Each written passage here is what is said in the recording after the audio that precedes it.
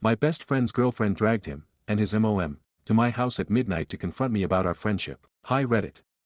Buckle up, because this is going to sound like a telenovela, but I promise it's my life. I, F28, have been best friends with M28, for 10 plus years.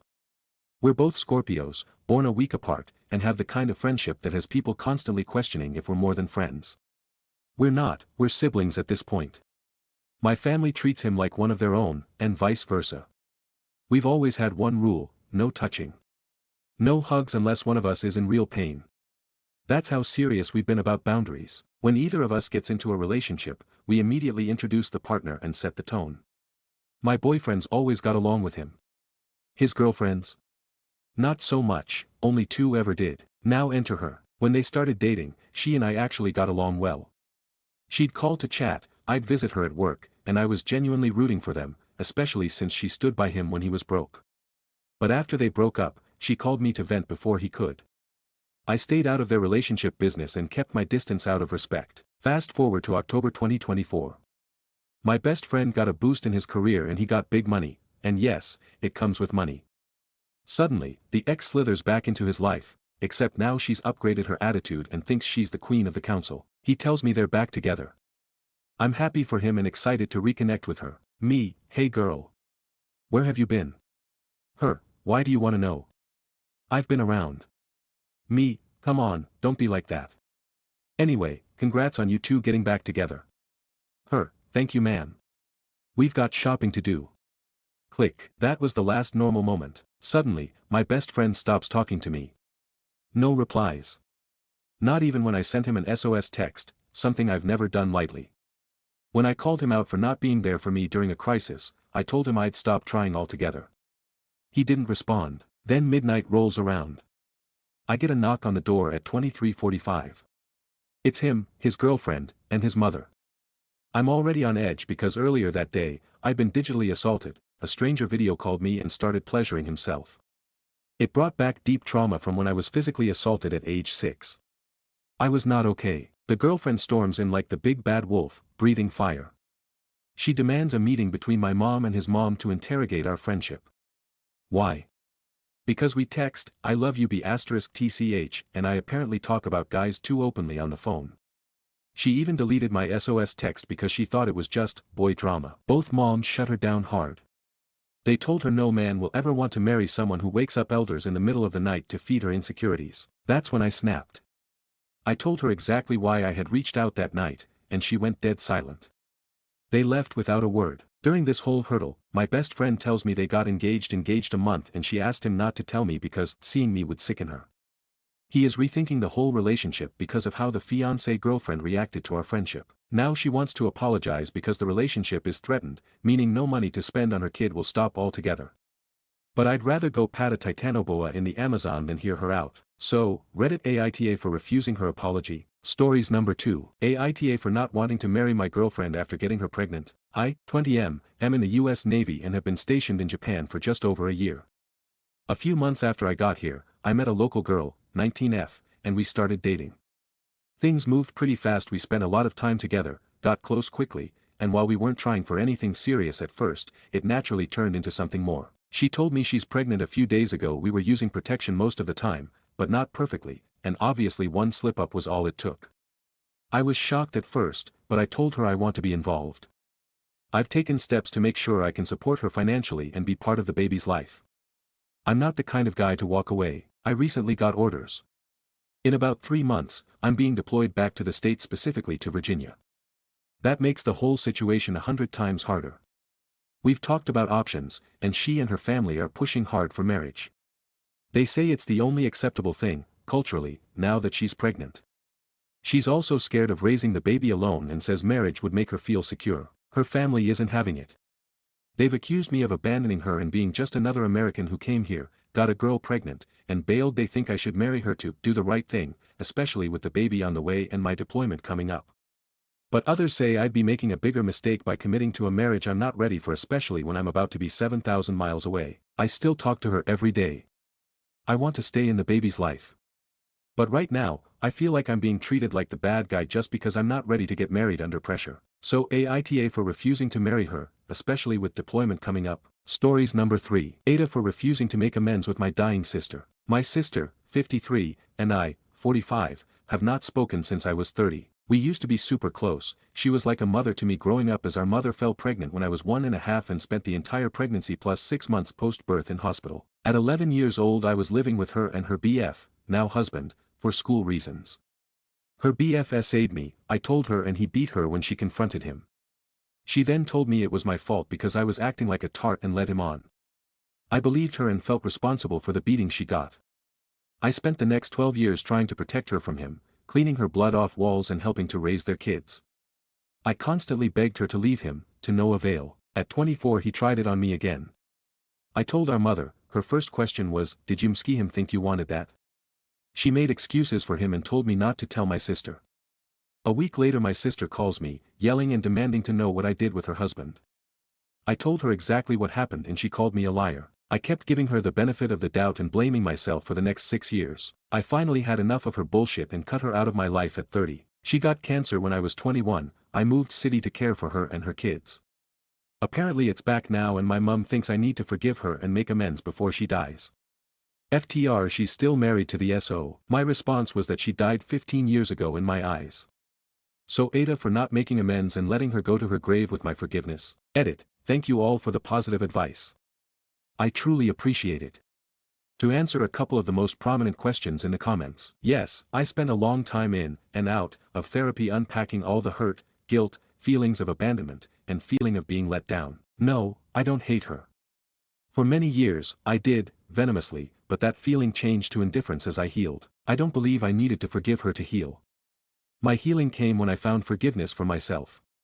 As stupid as it sounds, I blamed myself and had to work hard to accept and believe that that blame doesn't sit at my feet. For the most part, I pay her no mind and live a full and happy life surrounded by the people I hold dearest.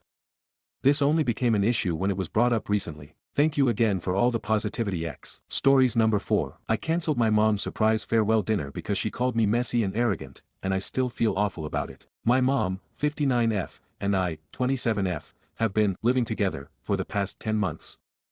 I say living together because I'm only really home 2 to 3 days a week. I stay at work during the week or with my boyfriend. She moved with me to Europe from Latin America.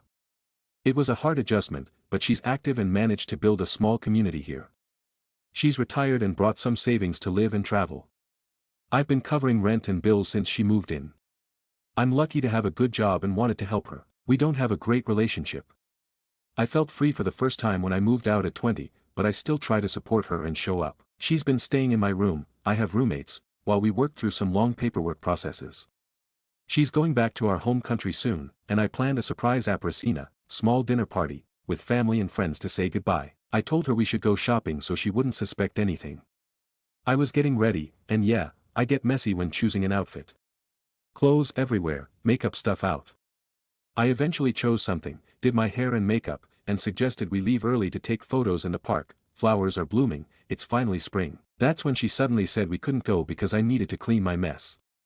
I told her I'd clean when we got back because I didn't want to miss the daylight. She said, "No. Every time you say that, you don't do it. You're arrogant and disrespectful. I can't talk to you." I said I'd clean right then because I really wanted to go, and the surprise party. But she kept calling me arrogant and stuck up, maybe because I was dressed nicely. It felt like an emotional slap. I started crying. It brought back painful memories of how she treated me growing up. I felt small and unappreciated. I went to the bathroom and called my boyfriend and cousin because I was so upset. I eventually went back to her and said, "You don't get to talk to me like that. I never speak to you that way. That stuck-up daughter of yours planned something really nice for you, and now you're making me feel ashamed when I've already spent so much time and money." She looked at me and said, "I'm not going." That was it. I saw red. I cancelled everything. 15 minutes later she came back and said, "Let's go." But I was emotionally drained. I told her, "No. It's cancelled," and left to see my boyfriend. It's been a day. We're not speaking. I've gotten a lot of mixed reactions. And even though she really hurt me, I still feel terrible. I planned something special to celebrate her, and it turned into this awful memory. And even worse, I don't think she understands how much it affected me. I don't know if I overreacted. I just know I feel sad, heavy, and tired. I really wanted this to be a good moment for us. Thanks for reading. Stories number 5. It's my bachelorette weekend and no one showed up. I am so sad. I knew this was coming, but I am still so sad. I'm getting married in May. My MOH and I decided months ago we wanted to drive to the coast for my bachelorette party. She and I both don't make a ton of money, so we wanted something cost-effective. I moved around a lot during my early 20s and went to a different high school than my friends growing up. For this reason I have few close friends that I have kept in touch with. When it was time to pick a bridal party, I realized the extent to which I regretted not keeping in better touch with the wonderful friends I had made along the way. People I had not talked to in years that I loved would have been excellent party members, but the weight that I hadn't made more of an effort, and neither had they over the years, prevented me from asking them. People change a lot in just a few years. Lives happen with or without you. It felt too hard to try to rekindle something just because I was getting married. That left the friends I left behind in the town I went to college in. My fiancée and I had moved a year previous to go to grad school. One of these college friends was backpacking in Europe, and so only one of my best friends at the time was able to be in my party. I asked my 2 cousins, one of which would be my maid of honor, and my fiancée's 3 sisters, all who agreed. During my engagement I reconnected with a friend from high school and she agreed to be in my party. I was overjoyed. The 3 sisters eventually told me they could not attend my bachelorette party. They are out of state, and plane tickets are expensive. They also don't know me that well, so I'm sure it was intimidating for them to join a bachelorette party with all my best friends. I wanted them there, but I get it. My college friend told me she couldn't come either. She's out of state and needed to fly out to see a family member the same month as the wedding. Plane tickets, money, I understand. My high school friend suddenly quit her job and moved out of state, something she had wanted to do for a while. I'm happy for her. With the cost of the move, she can't afford to attend the bachelorette. That leaves my 2 cousins, one of which revealed this last week she'd only be able to attend for one day. She had been aware of the dates for months, because she had to work. She lives in the same coastal town the bachelorette party is in. She refused to go to dinner with us one night. I don't get it. I am on my bachelorette now. My maid of honor really outdid herself. It's beautiful. T-shirts, koozies, gift bags, signs, balloons. We are alone here. The beach is flooded with water. I am not sure why. We cannot go. I am lonely. I am sad. I want to go home. Update. Hey, wow. This is crazy. Genuinely thank you to everyone for taking the time to respond and reach out. Even my tough love guys, it's much appreciated and completely echoes all the rational thoughts I'm having underneath the sad. For managing my expectations, yes, I should have done this.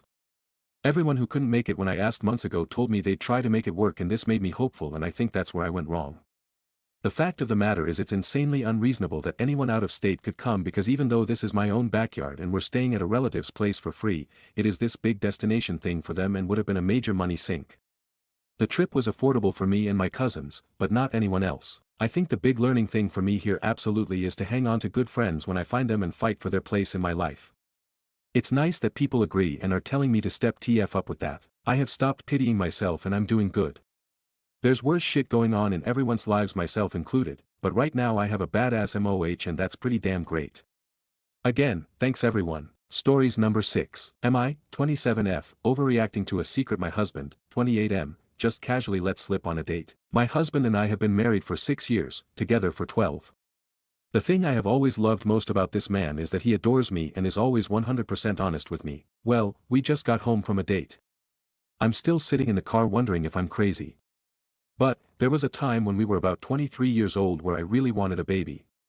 We tried so hard for about a year, but it never happened. Honestly, I can admit now that that idea was out there, and I'm genuinely glad we didn't conceive then, because our lives are so great now, and at this point I don't even think I want kids. Anyways. On our date, he mentioned that time period where we were trying, and he let slip that every day before we did it he would *RK off so that there would be less of a risk that it would actually happen. I think he admitted this because I was just talking about how glad I was that we didn't have kids. So he felt comfortable admitting that. I was taken aback and started crying mid-date. I know, it sounds dramatic, but I feel like I just learned that he's never been 100% honest with me like I thought. Why not just talk to me then and say, hey, I don't think it's the right time, instead of manipulating me? We did it every single day during that time and now I just am questioning everything. He's acting like it's no big deal and that I'm just overreacting, but I feel extremely hurt right now. So, am I blowing this out of proportion? Update: Hey everyone, I wanted to let everyone know what transpired last night following this post. I got so many helpful comments and I appreciate them all. Some comments were very out there and dramatic, even for me, but I still appreciate the time it took to read my post and reply. I saw some common themes, so I wanted to clarify some things. Firstly, I did reflect back on that time and realized that I did have baby fever. And while he never outright told me he didn't want a baby, I can see now that he wasn't as enthusiastic as I was, so that could be on me for being so focused on what I wanted. Secondly, I was never upset that he didn't want a baby or even the way he went about it. The only thing that hurt my feelings was the withholding of information and not being direct with me. Following the initial hurt of the situation, we did sit down and talk it out. We have grown, and I explained my feelings to him. He apologized and understood why I felt hurt. We're going to be fine. I made it clear that in the future, he doesn't need to do something just to make me happy if his heart isn't in it, and we both agreed to be more direct with one another. We read some of the comments on this post together. Some made him open his eyes to how I was feeling, thank you, and others made us laugh out loud because they were a bit extreme, also thank you because laughing together helped us. And yes, we now know that is not an effective form of birth control. Stories number 7. My best friend's girlfriend dragged him and his mom to my house at midnight to confront me about our friendship. I, F28, have been best friends with M28, for 10 plus years. We're both Scorpios, born a week apart, and have the kind of friendship that has people constantly questioning if we're more than friends. We're not, we're siblings at this point. My family treats him like one of their own, and vice versa. We've always had one rule: no touching. No hugs unless one of us is in real pain. That's how serious we've been about boundaries. When either of us gets into a relationship, we immediately introduce the partner and set the tone. My boyfriends always got along with him. His girlfriends? Not so much, only 2 ever did. Now enter her. When they started dating, she and I actually got along well. She'd call to chat, I'd visit her at work, and I was genuinely rooting for them, especially since she stood by him when he was broke. But after they broke up, she called me to vent before he could. I stayed out of their relationship business and kept my distance out of respect. Fast forward to October 2024. My best friend got a boost in his career and he got big money, and yes, it comes with money. Suddenly, the ex slithers back into his life, except now she's upgraded her attitude and thinks she's the queen of the council. He tells me they're back together. I'm happy for him and excited to reconnect with her. Me, hey girl. Where have you been? Her, why do you want to know? I've been around. Me, come on, don't be like that. Anyway, congrats on you two getting back together. Her, thank you ma'am. We've got shopping to do. Click. That was the last normal moment. Suddenly, my best friend stops talking to me. No replies. Not even when I sent him an SOS text, something I've never done lightly. When I called him out for not being there for me during a crisis, I told him I'd stop trying altogether. He didn't respond. Then midnight rolls around. I get a knock on the door at 23:45. It's him, his girlfriend, and his mother. I'm already on edge because earlier that day, I'd been digitally assaulted. A stranger video called me and started pleasuring himself. It brought back deep trauma from when I was physically assaulted at age 6. I was not okay. The girlfriend storms in like the big bad wolf, breathing fire. She demands a meeting between my mom and his mom to interrogate our friendship. Why? Because we text, I love you *TCH, and I apparently talk about guys too openly on the phone. She even deleted my SOS text because she thought it was just boy drama. Both moms shut her down hard. They told her no man will ever want to marry someone who wakes up elders in the middle of the night to feed her insecurities. That's when I snapped. I told her exactly why I had reached out that night, and she went dead silent. They left without a word. During this whole hurdle, my best friend tells me they got engaged a month, and she asked him not to tell me because seeing me would sicken her. He is rethinking the whole relationship because of how the fiancé-girlfriend reacted to our friendship. Now she wants to apologize because the relationship is threatened, meaning no money to spend on her kid will stop altogether. But I'd rather go pat a titanoboa in the Amazon than hear her out. So, Reddit Aita for refusing her apology. Stories number 8. My dad's deathbed confession really wrecked us. 3 months ago, this man, this ghost we thought had been dead for, like, 20 years, just showed up.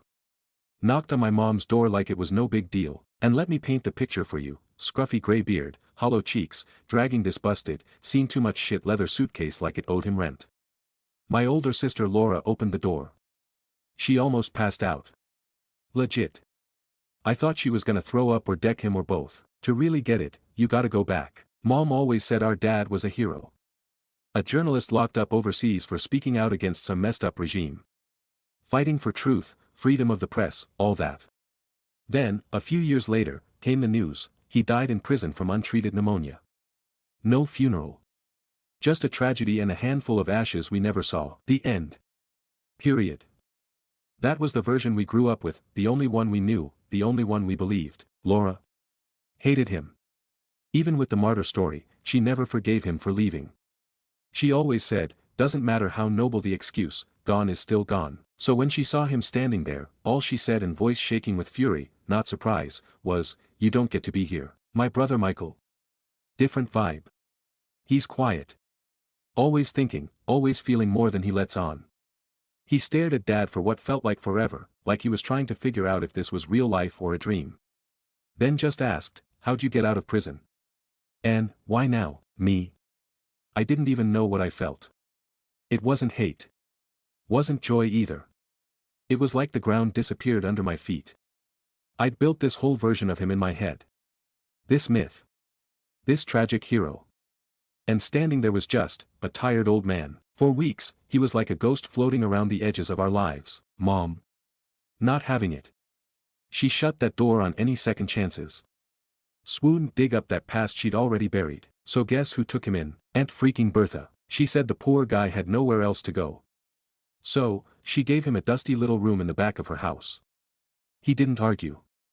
Just nodded. And then, one day, his body just gave up. The hospital ran a ton of tests.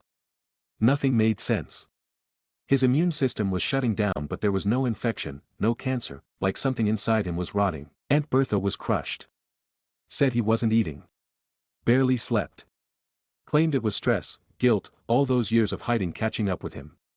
Dad kept saying his mouth felt gross. Headaches that wouldn't quit. Like something was rotting him from the inside. Then, right before he died, he asked to see us. All of us, not for love, not for forgiveness, nope. Just, truth or to drop a bomb and peace out. He could barely speak, but he was stubborn. Wouldn't rest till he got it out. Dad, I was in prison but not for long, yeah, I was involved in politics. But they let me go after a few months. I didn't come back because, he looked at us.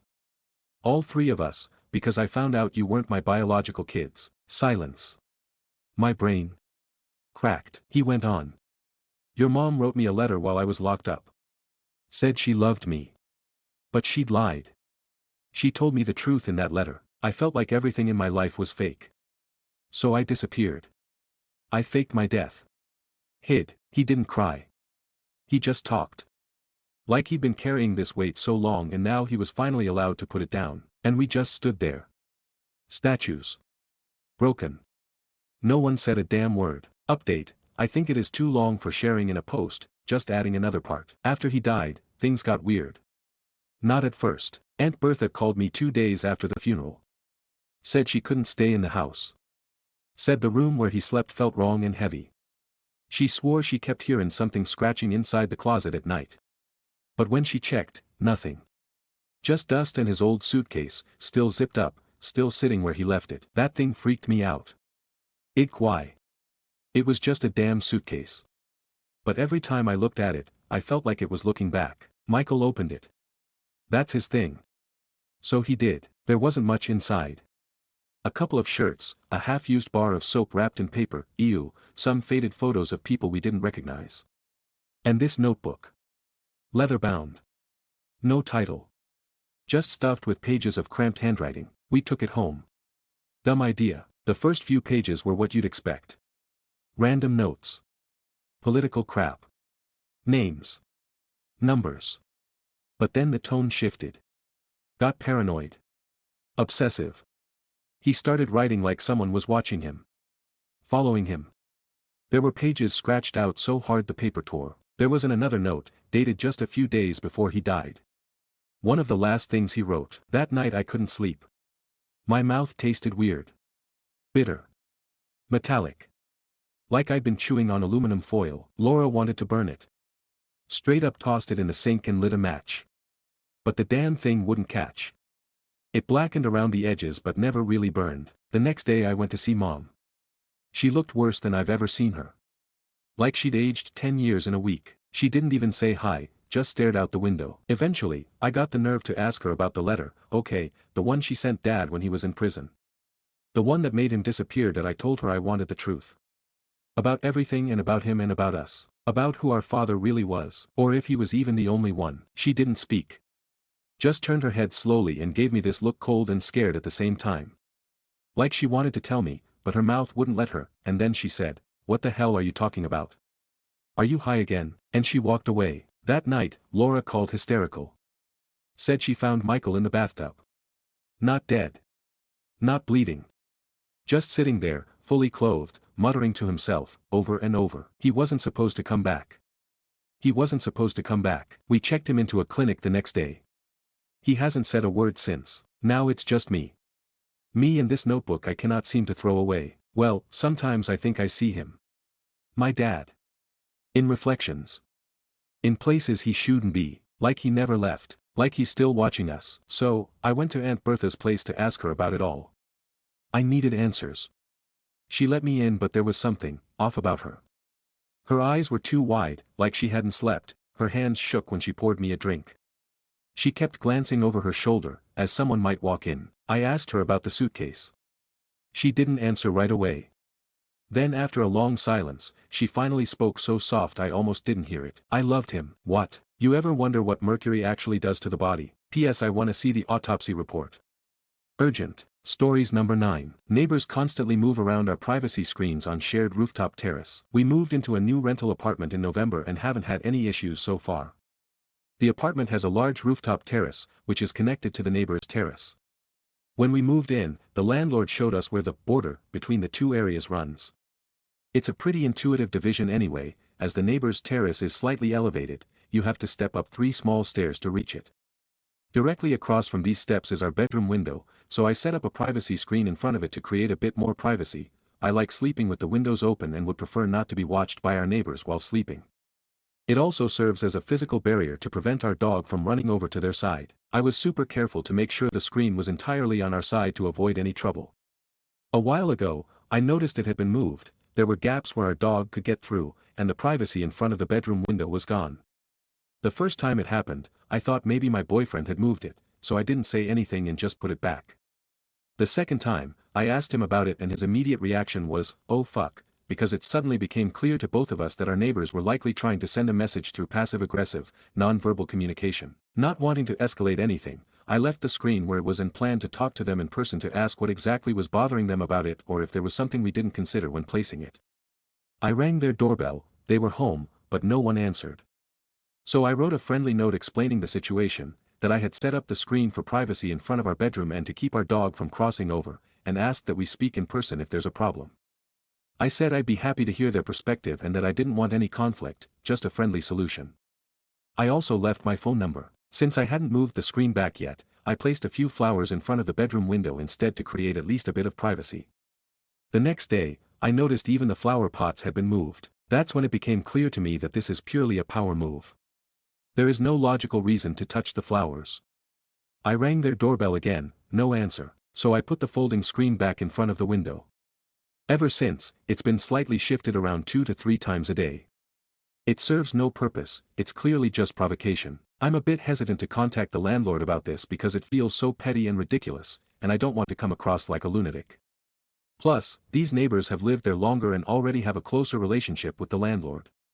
They also come from a former aristocratic family and are extremely wealthy. Their name is well known in my home country. This really just feels like a power play, a demonstration of status and superiority.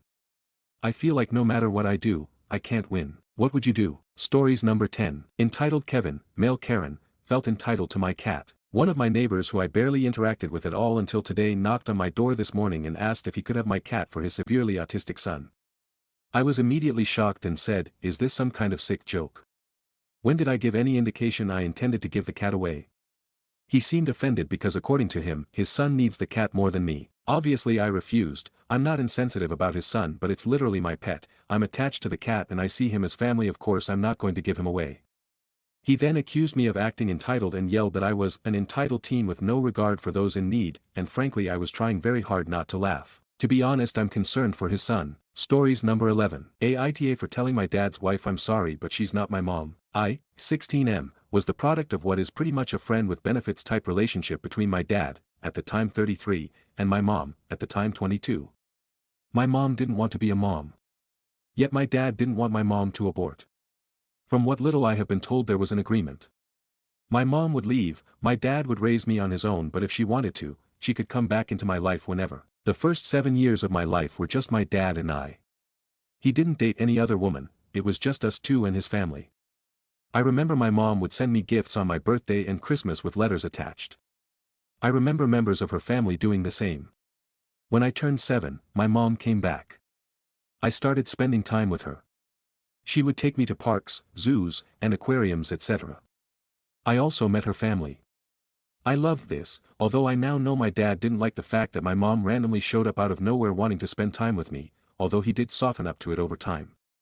I still have contact with my mom. I don't see her as often as before. But I still love her and see her as much as possible. There was no conflict due to this situation at all until when I was 14, my dad met a new woman. I will call A for this. A and my dad started dating when I was 14, married when I was 15. A brought her twins, 15M for both, from her previous relationship into her marriage with my dad. I have a good relationship with both my stepbrothers. I have a decent relationship with A, but two things always bugged me. 1. How my dad seemed to rush into marrying A. He proposed to her 3 months into their relationship. 2. A wanted me to call her mom literally the day I met her. She had 2 reasons for this. 1. I don't have a mom, and I need one. 2. She wants our family to be more united. I always just shrugged this off. I got away with it because when my dad married A, it's like he forgot about me completely and didn't care about me. I also felt like it wasn't my place to complain. That's the context of all of this. We're a year into Dad and A's marriage. A's birthday is coming up. All of us bought her a gift, but she says she doesn't like physical ones and also said she wants a more verbal gift from me. Last night at dinner I learned what this was. She asked me if I say yes to letting her adopt me so she could be my mom. Of course it caught me off guard. I said no, I already have a mom. A doesn't like the fact I talk to my actual mom still, and she said that she's my mom because she's at home with me every day and is married to my dad. Then called my actual mom a part-timer in my life. I told her no, I'm sorry I can't her son, but even if my actual mom is a part-timer, she was there for me a long time before she was. I received an angry scolding for this from both my dad and A. Specifically has been cold towards me since then. I'm struggling to comprehend this, and need to ask anonymously if I was in the wrong here. Stories number 12. Men, is it best to walk away in silence, or best to stand your ground? I'm a childless man age 44, and I was dating for 9 months a single mother of 2 children ages, 12 to 14, bio father is in the picture too. Anyway, we broke up, as I was making huge sacrifices in order to accommodate her life, children, job, bio father drama etc., and I don't believe in the end she appreciated any of it. Communication broke down between us, and after a couple of days of silence, she dumped me via text message. She actually ended things with me, over something I honestly believe could have been resolved with a brief conversation. After she ended it, she began texting back and forth with accusations, gaslighting me etc. I refrained from getting sucked into a slanging match with her. Texting is the worst way of communicating when it comes to complicated matters. I told her good luck and went into no contact. I didn't try too hard to defend myself, because I just knew she wouldn't listen. Anyhow, 2 weeks after breaking up with me, she pretty much immediately went back onto the dating apps. She sent me one last text message around 4 weeks after the breakup. I didn't read it and immediately deleted it. Why did I delete it without reading? Well, first it looked like a lengthy text message, and based on the first sentence that I caught a glimpse of, it looked like another text message blaming me, and making accusations. I really don't know what it said though. I was already feeling hurt about the breakup, therefore I wanted to protect myself from more hurt, and I didn't want to be lured into a text fight with her. Guys, do you think it's best to just walk away in silence, instead of arguing with a woman back and forth? Stories number 13. Wife stole my friend trip from me. Posting because I'm feeling really low, tired, trapped. Backstory of event: I had a weekend climbing trip planned with friends at an Airbnb. We were going to climb both days and have a fun evening in between. Well, due to a sad life event, Kat being rehomed, my wife didn't want to be home alone, so asked if she could come. I said sure, but just so you know, it's a climb-on trip. She doesn't climb, so you will be on your own for a chunk of each day. She starts changing stuff. First thing she does is say the Airbnb my friend got doesn't work for her. She wants a hot tub and pool so she has something to do while we are climbing. So she books us a hotel room at a resort instead of staying at Airbnb with friends. Annoying, but okay, I can see wanting some warm water, and the Airbnb was kinda packed anyway. Then she doesn't want to leave early to get to area. Okay, I will miss a few HRS of morning climbing, but I can handle that. I have the rest of the weekend right. I get to the crag and she goes to the hotel. 3 hours later she is calling asking when I'll be done climbing. She wants to experience hotel with me. I remind her I'm here to climb and one of my friends isn't even at the crag yet. This is followed by texts guilting me and saying I've already been climbing for 3 hours, isn't that enough? She is sad and feels unloved, so I cave and go to the hotel. It's honestly nice and I do have a good time with her, but I still wish I was climbing. Next change is instead of dinner with friends, since she is too tired, we are having dinner at the resort hotel. Not stoked about this, but don't feel like I have a choice. After dinner I offer a compromise for the next day. Originally I wanted to be climbing at 9 AM, but since we have the hotel access till 11 I'll stay till then and go climbing after. She then complains about what will she do while I'm climbing and she wants us to spend quality time together. Which yeah, I also want, but this started as a climbing trip with friends. After a light fight in which I express how sad I am to not be climbing and she expresses her frustration that I don't want to spend time with her, climbing is cancelled for the day and instead we are going to the pool and for a walk instead. So what was 2 days of climbing with friends ends up being 3 to 4 hours of climbing and a whole lot of couples time. I feel crazy. I feel gaslit for wanting what I want. I feel so very, very unheard. And I can't even express any of this because then I'll be ruining our nice time together and I don't want another fight. So I'm trying to make the best of the situation and enjoy my time, but I feel so beaten down. Anyway, thanks for listening. Update. She is offering to drop me off with friends for climbing and drive home herself. Which feels good, but having a little bit of a hard time trusting the offer due to the last few days of events. Edit. Okay, wow, didn't expect so many responses. Thanks for all your thoughts. Definitely both helps validate and understand where I'm not seeing stuff. It's hard to get perspective when you are in a pattern with someone for so long. Let me just say that she is a good and caring person, but she has a lot of mental and physical health complications and is inappropriately relying too heavily on our relationship.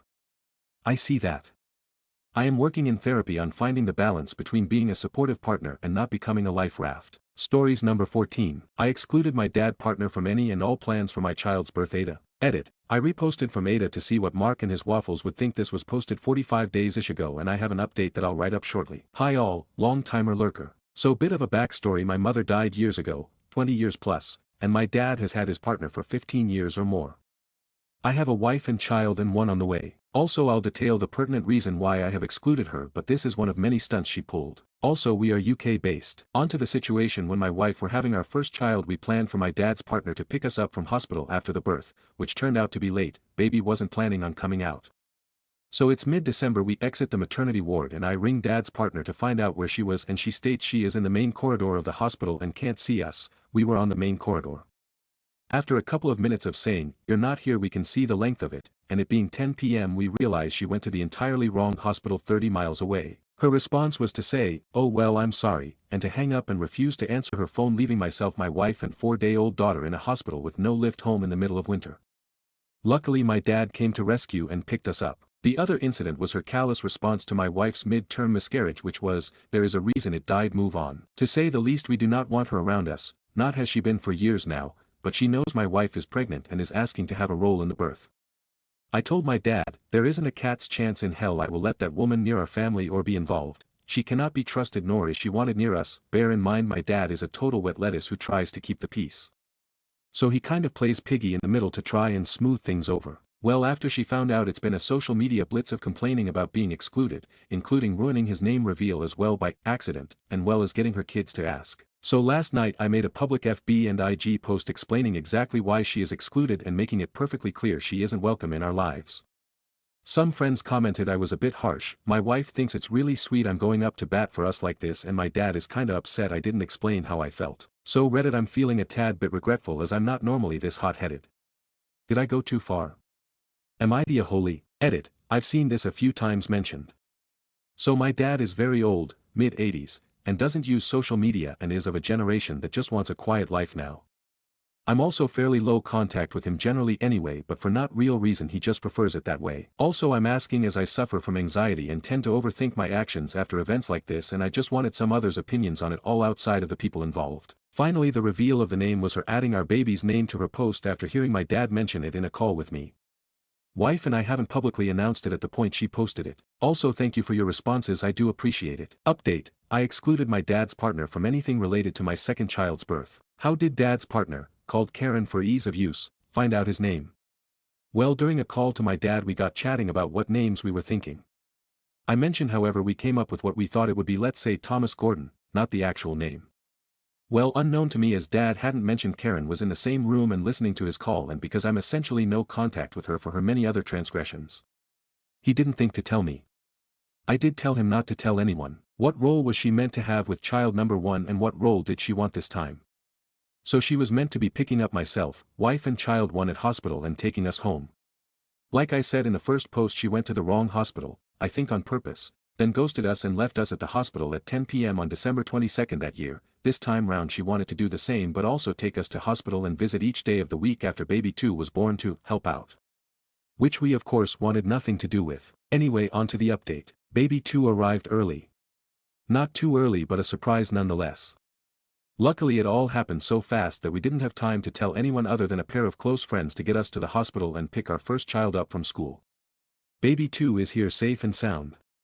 We, wife and I, shared the news on FB set to friend of friend privacy about the birth, as we wanted those who knew us and cared to know. Once again I found out via being tagged on social media that Karen is raging that we didn't involve her at all. I'm talking about 20 posts over 3 days about it. Strangely, she didn't actually attempt to come to the hospital, merely rage online for likes I suppose. I've chosen to not respond or engage with her as frankly I have better things to do with my time. Plus I'm not going to stress myself out about it or risk my mental health. Sadly, dad is also now essentially NC with me. Since his grandchild's birth he called once to see how we are, and that's it. Every other member of the family and a number of friends have all been over to see, bring gifts and whatnot, with our permission, except him. He hasn't asked if he can, and I'm tired to asking him to do things. So I've decided to just drop to rope and not bother unless he does. For those interested, my mum is long since deceased. It's fine, don't worry, I've come to terms with that. My wife's side of the family have been amazing, and so have our friends. So that's it really. Baby 2 arrived early, Karen threw a fit and was ignored. My dad made himself no contact, and our friends and remaining family stepped up to the plate. I don't suppose there will be any further update unless Karen pulls anything stupid, but even then she isn't even my dad's wife, so she has zero rights. Please everyone take care, as I've found out with this journey people will surprise you and amaze you. And sadly disappoint you. So focus of the good people. Stories number 15. Aita for refusing to let my husband's aunt breastfeed my baby, just a bond. So this is weird. I, 27F, gave birth to my daughter about 2 months ago. She's happy, healthy, and nursing well. My husband, 30M, comes from a very tight-knit, southern family. Most of them are sweet, if a bit overbearing. But his aunt, Pam, yes, real name changed, is on another level. She's in her late 40s, has 2 grown kids, and is kind of obsessed with babies. Like too obsessed. We visited his family for the first time with the baby last weekend. Everyone was excited to meet her.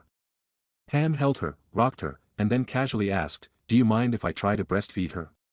It helps with bonding." I legit thought she was joking. I kind of laughed and said, "Wait, what?" And she goes, totally serious, "I did it with my niece when she was a baby, it calmed her right down. I've always had a strong maternal instinct. It's completely natural." What? I told her absolutely not. She kept insisting, saying I was being uptight and that women have shared breastfeeding for centuries. I don't care if this was normal in like ancient tribes, it's not happening with my baby. I told her no again, very firmly. She got super offended and walked off. Now I'm getting messages from other relatives saying I overreacted, that Pam was just being nurturing, and I should have let her try, because the baby was crying at the time. My husband backed me up at first, but now even he's like, maybe it wouldn't have been a big deal. No. I'm not letting someone else's boob near my child. Full stop. But now I'm wondering, was I really that out of line? I know wet nursing is technically a thing, but I didn't ask for one.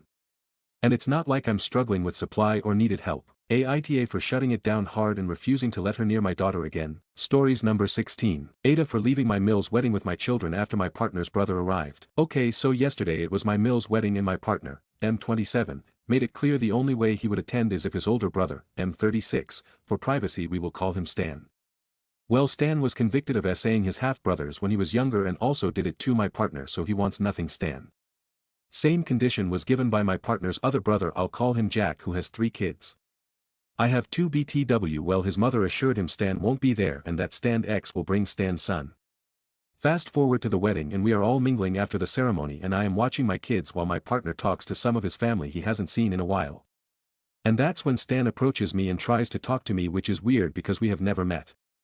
He seems to already know who I am though, which is weird. I ignore him and walk away with my kids and let Jack and my partner know he is here and both are furious, so we leave before the reception starts. On the way home my Mill calls me asking where we went. I explain that myself and Jack's family left because Stan was there. She then tried to make excuses like she just wanted all her kids there and that what happened was over 20 years ago and he has changed, but I told her that she knew what happened to my partner, she knew the boundary for him to attend and she made her choice. Now my phone is blowing up saying that we ruined the wedding because my Mill won't stop crying. So Aita. Stories number 17. Aita for cancelling my mom's surprise farewell dinner because she called me messy. My mom, 59F, and I, 27F, have been living together for the past 10 months. I say living together because I'm only home 2 to 3 days a week. I usually stay at work or with my boyfriend. She moved with me to Europe from Latin America. It was hard for her to adjust at first, but she's active and has built a little community here. She's retired and brought some savings to live and travel, and when she moved in, I started covering rent and bills. I'm lucky to have a good job and was okay with supporting her. We don't have the best relationship. I felt free for the first time when I moved out at 20. But I still wanted to be there for her. We share my room, I have roommates, and she's been living with me while we handled some long paperwork processes. Now she's going back to our home country, so I planned a surprise apricina, small dinner party, at a restaurant with family and friends. The idea was to tell her we were going shopping so she wouldn't suspect anything. I was getting ready and, to be fair, I can be messy when picking an outfit. I lay clothes everywhere. I eventually picked something, did my makeup, and suggested we leave early to take pictures at the park since the flowers are blooming. Suddenly she said we couldn't leave because I had to clean up. I told her I'd do it when we got back, but she insisted, "You always say that and never do it. You're arrogant and disrespectful.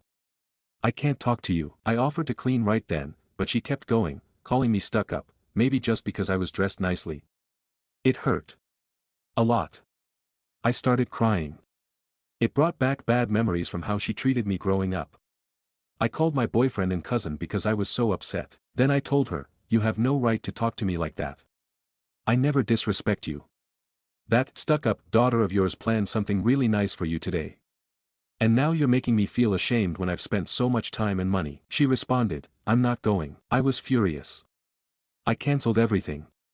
15 minutes later, she came back and said, "Let's go." But I was emotionally done. I told her, "No. It's cancelled," and left to see my boyfriend. It's been a day. We're not talking. I've gotten mixed opinions. Part of me feels guilty, this was supposed to be a good memory for both of us. But I also feel really hurt. So Aita for cancelling the dinner. Stories number 18. My roommate sent me a condescending checklist and then lost her mind when I stood up for myself. I, F22, live with a roommate, F27, who, frankly, barely cleans. I'm the one who's constantly wiping counters, taking out the trash, doing dishes, cleaning up after her dog when she doesn't, all while working full-time and trying to keep the peace. I don't nitpick, I don't complain every time I clean something up. I just try to do my part, and sometimes hers, so the place stays livable. But the one time she finally decides to clean, and by clean, I mean wipe the stove and toss out some trash, she texts me this long message while I'm at work. Not to have a conversation, but to give me a passive-aggressive list of reminders about wiping the stove after I use it, putting my drinks away, emptying the dishwasher before she needs it, and sticking to some decor-only counter rule that she mentioned once forever ago like it was a binding contract. She even made a weird point to say she cleaned out oil and asparagus in the trash, like that was some noble act that needed public acknowledgement. The message was condescending, and it honestly caught me off guard. I told her I got the message, and while I understood being overwhelmed, the delivery was unnecessary. I reminded her that I've been pulling my weight, and cleaning up after her and her dogs more than she probably realizes. I said if we're going to start keeping tabs, I'll just stop cleaning up her messes too. I also said her burnout isn't mine to carry, that we both live here, and I shouldn't have to walk on eggshells or be guilt-tripped just because I'm in the same space. She came back defensive, accusing me of overreacting, saying she was just asking me to pick up after myself, and called me a little girl for having feelings about how she talked to me. Then we ended up fighting in person, where she kept gaslighting me, telling me I was delusional, and twisting everything I said. I snapped and called her a bitch. Not proud of it, that part crossed the line, and I owned it. I sent her a respectful apology for the name-calling. I told her I shouldn't have said that, but I stood by the boundary I was setting. I let her know I wasn't going to keep going in circles, and that all I wanted was for us to live respectfully and decently, nothing more. Her response: "You fucked up real bad. You're going to want to bite your tongue next time, little girl. You extremely crossed the line beyond my boundaries. Keep your apology and stick it up your ass, delusional bitch.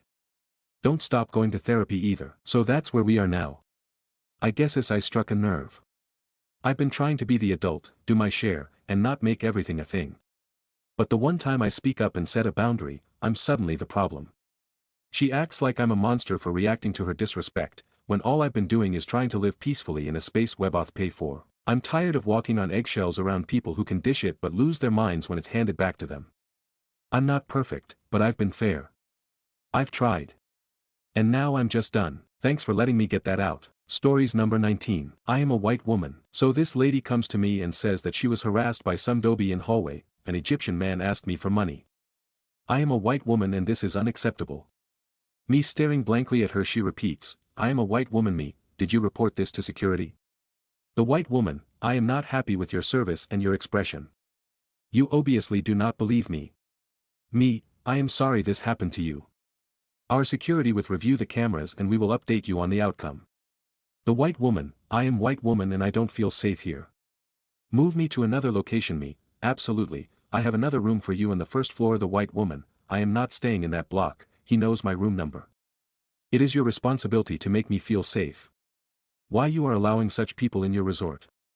Me, you can report this incident to police if you feel unsafe. The white woman, I need a villa, we have luxurious villas with private pool. Me, advising her on the price of upgrade. The white woman, you can pay for me. Stories number 20. I'm sick and tired of people making our wedding about them. I am writing this as I cannot sleep, but it's pretty much what is in the title.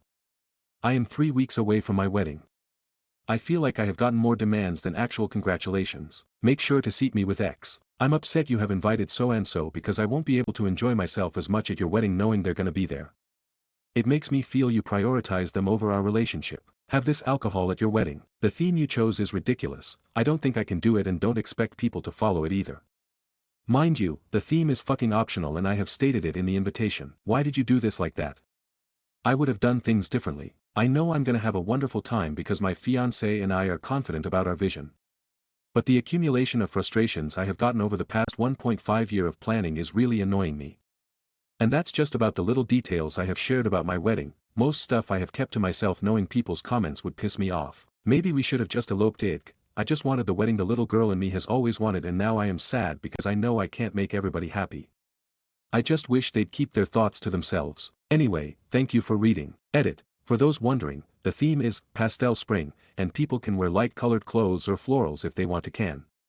Like I said, it's optional. And thank you all for your kind words, it's really helpful. Stories number 21. I was cheated on so I took his interests away. There's really nothing more to it, he cheated on me and it hurt so bad. I've never been cheated on, and I never thought about what I'd do if I was, but I knew then after I kicked him out that I still had his computer. It's not much but I did all my hysteric brain could. I did all this in tears from about 4 p.m. to 5 or so a.m. Starting off strong, I deleted all his Minecraft worlds, some years old. I deleted all his Pokemon on PG, one by one, there were hundreds. Then just to be sure I permanently deleted his account, got on his email and verified to deletion. Sent an email to himself replying to the deletion with the header, this will feel almost as bad as getting cheated on, one by one, again. I deleted all his Spotify songs and playlists. I kept all his Pokemon cards, changed his Insta name to Imapathetic Serial Killer with an ugly photo of his face. Finally I deleted his Discord after leaving all his groups. It still feels like I lost, and it still hurts. Because I did nothing compared to him. Edit. Since everyone is going insane in the comments, I'd like to say this was months ago and we have not spoken since. He hasn't contacted me and I haven't contacted him. No, I'm not batshit crazy.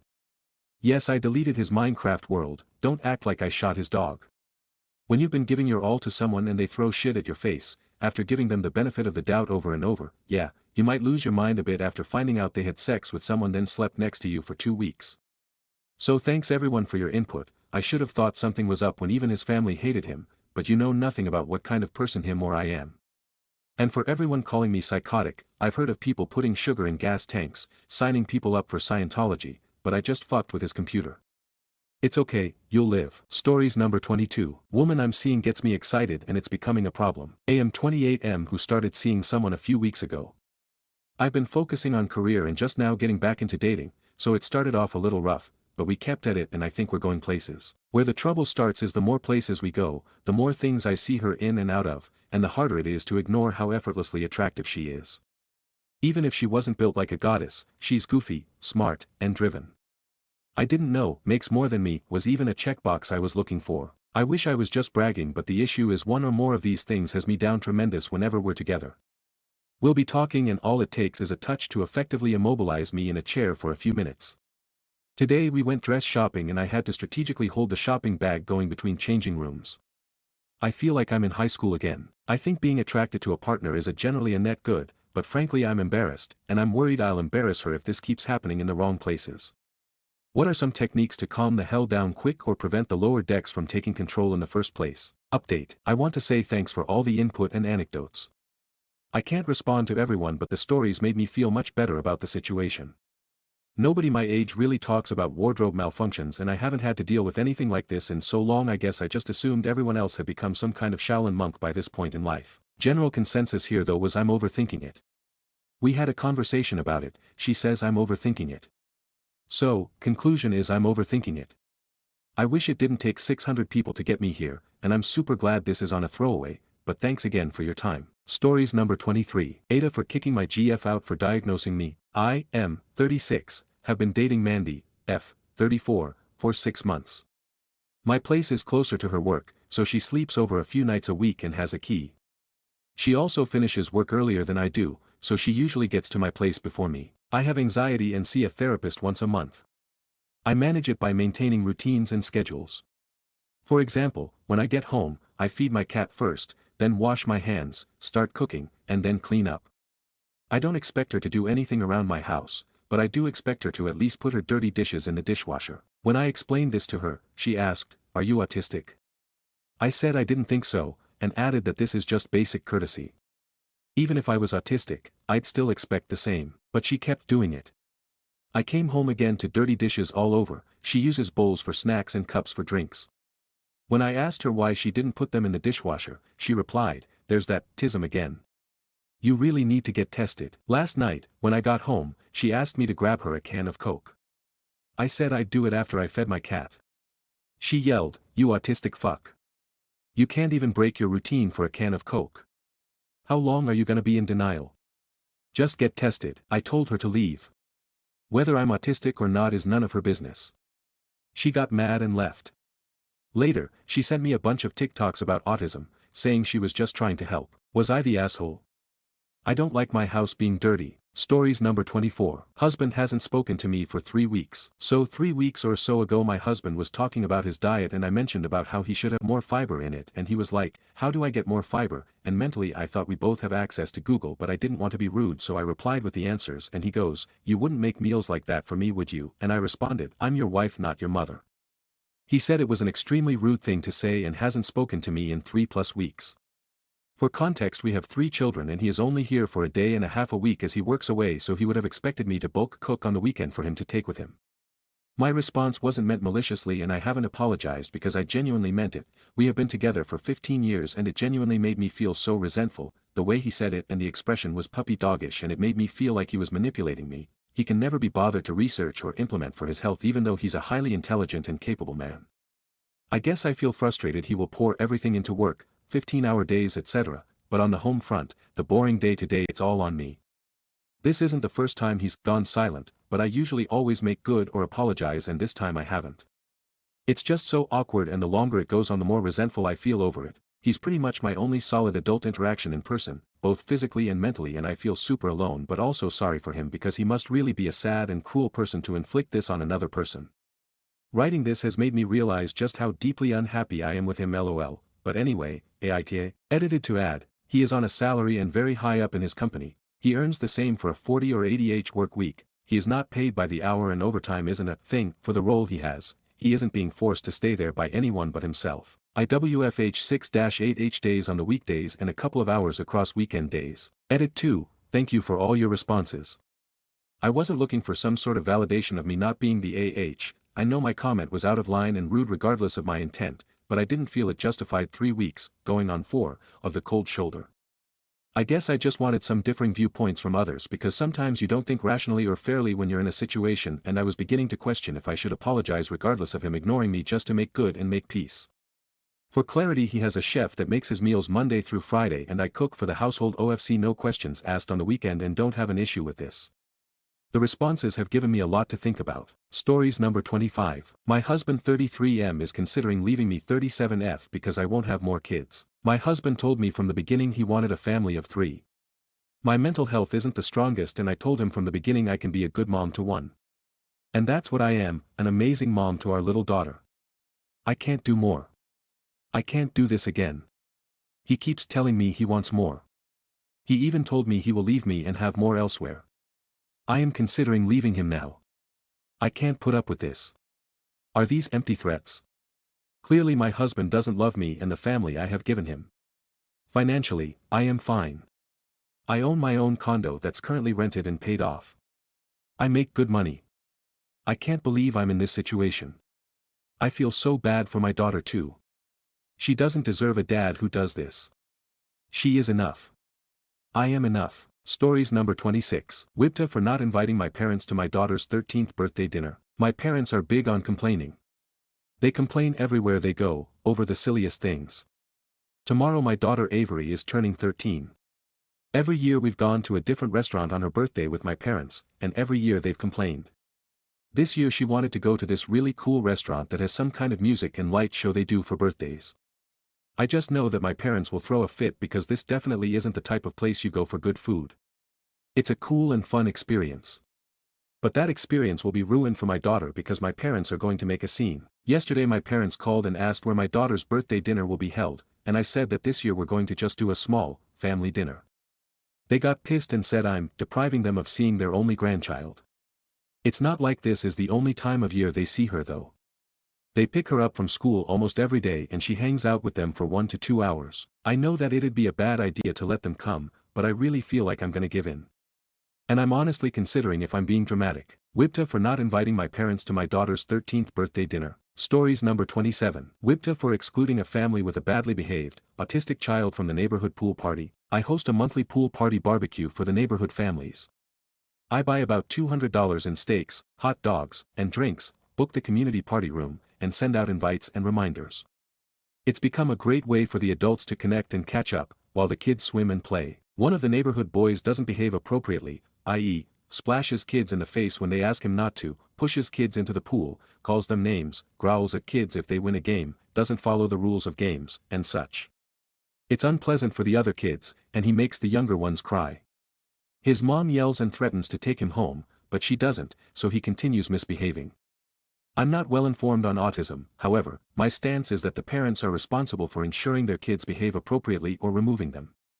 Instead, other parents have to get involved to yell at the kid to leave theirs alone or comfort their crying kid. After the last party, 2 of the kids asked me not to invite that boy again because he ruined the day for them. I agree with them and believe that as part of my responsibility of hosting is to create a guest list of people who add positively to the event. My husband disagrees because 1, he thinks I should first bring up the issue to the boy's parents and give him one more chance, 2, we can't actually exclude them since it's a community pool, and 3, he's just conflict avoidant and doesn't want to ruin relations with neighbors. What do you think? Would I be the asshole? Update. Thank you all for the advice. I decided to speak with the parents and tell them that I'm in a difficult position as the event host who wants to ensure my guests' safety and enjoyment. I'll explain the impact on my guests when the mom didn't remove the misbehaving boy, and that I'm now hesitant to host another event.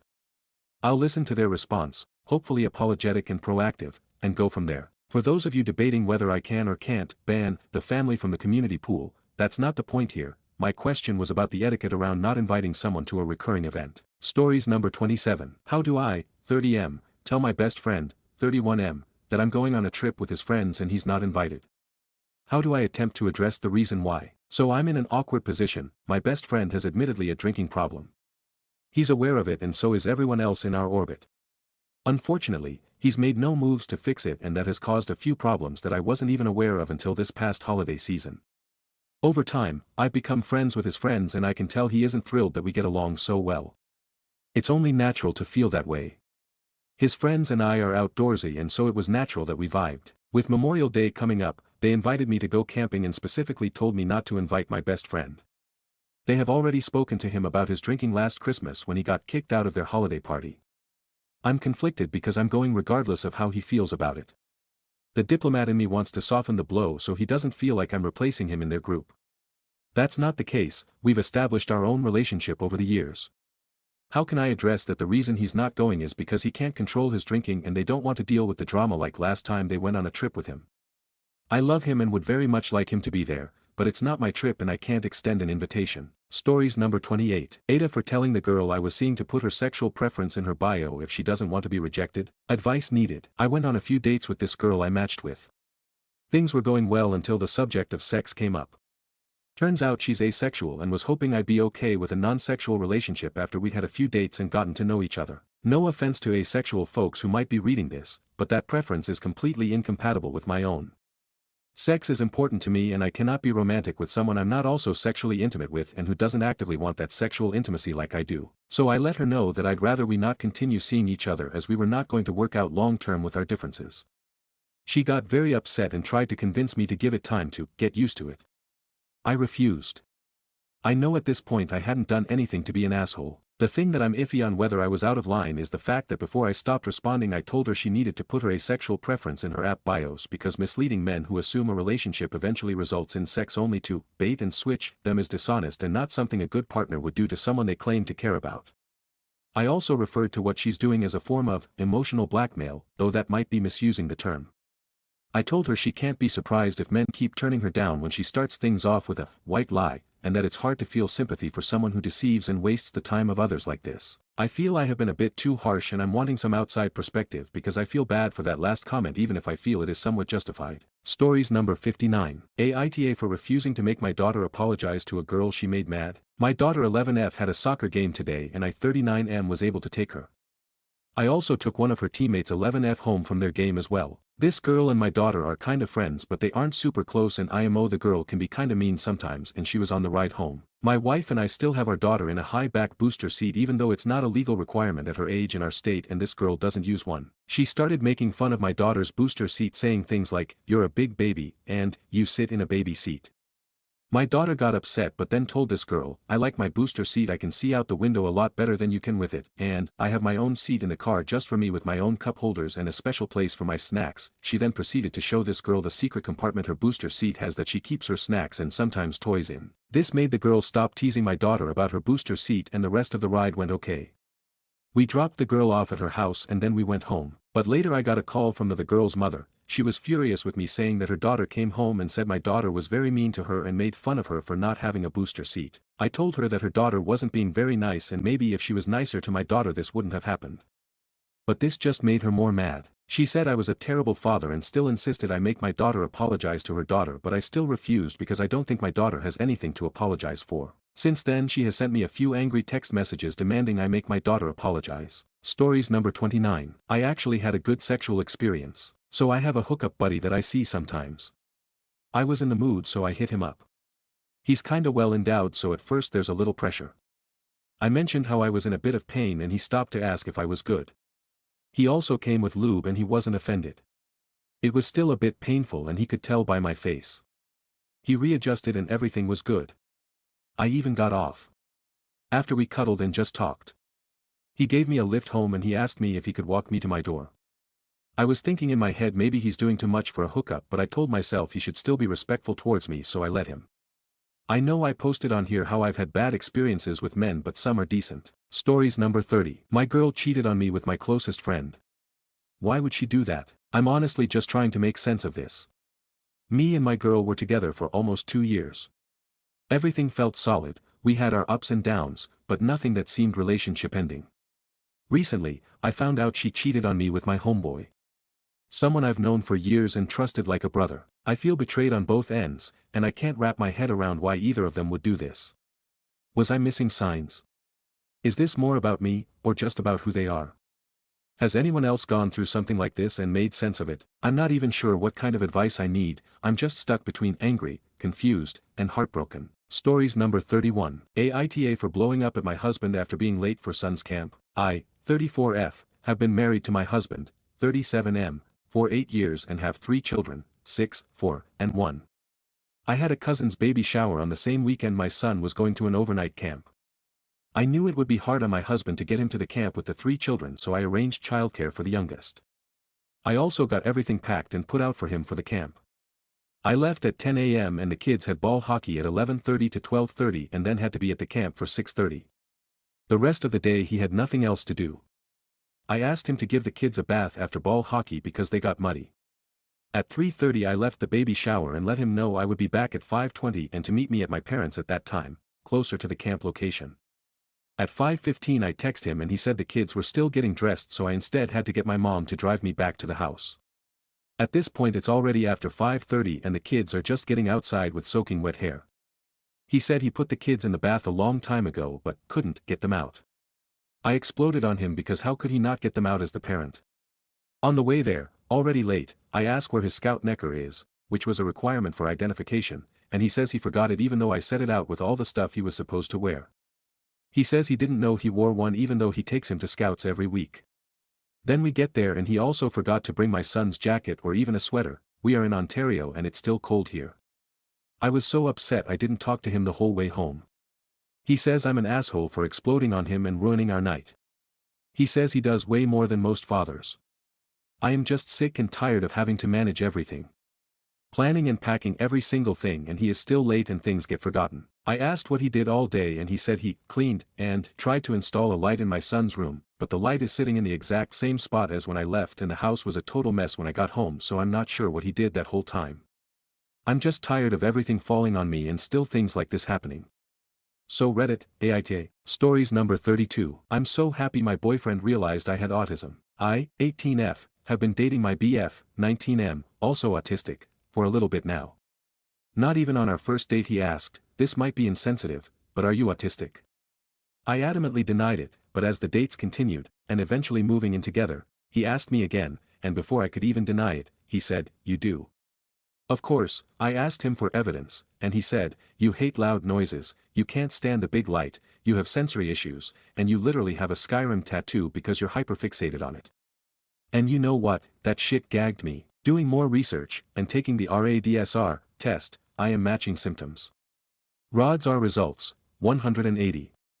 Yeah, pretty strong evidence. Now that I've accepted it, I feel so much better about myself. He bought me little fidgets, gives me space when I ask or crushes me when I ask, gives me my headphones in loud spaces, all on his own will. Of course I'm trying to be more independent, but he's supporting me.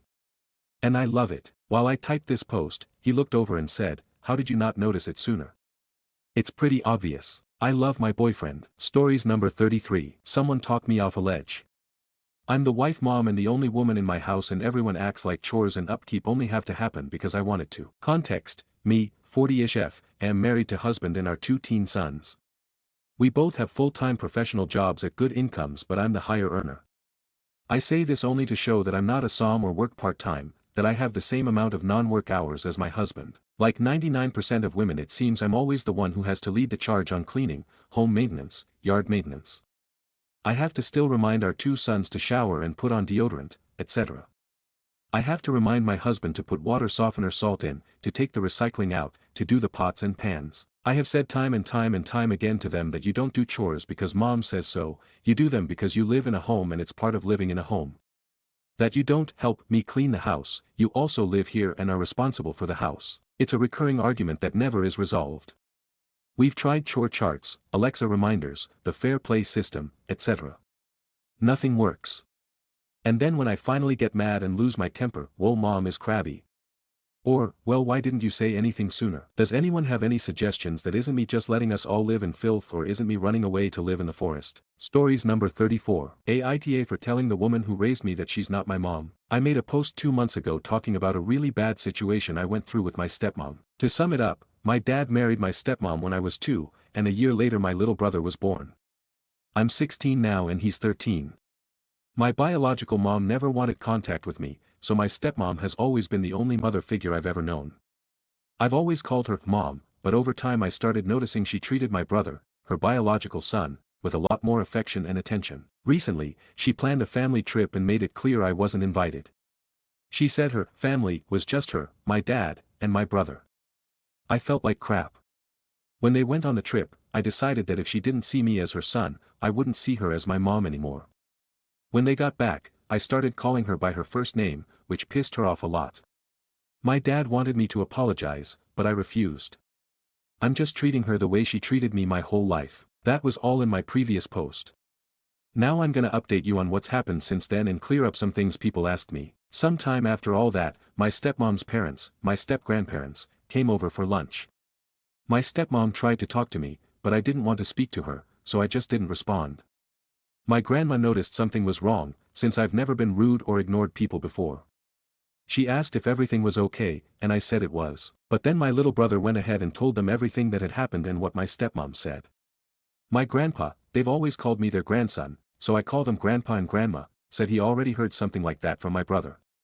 My stepmom tried to explain herself, but my grandpa started yelling and cursing at her. I'd never seen him like that before, he's always been calm and soft-spoken. It even scared me a bit. He told her she was a disgrace to the family, that family is more than just biology, and just laid into her. He really stood up for me. Even my grandma got upset with her, which was also super surprising. Lunch basically ended right there. They left. After that, things got really tense, and no one spoke at home for a few days. I only talked to my brother, but the rest of the house was dead silent. I spent some time thinking about everything. My stepmom had actually already apologized before that lunch. I'm not sure if my brother told her he had talked to our grandparents. Anyway, a few days later, my stepmom asked to talk. We talked for over an hour. She apologized again, and this time it felt sincere.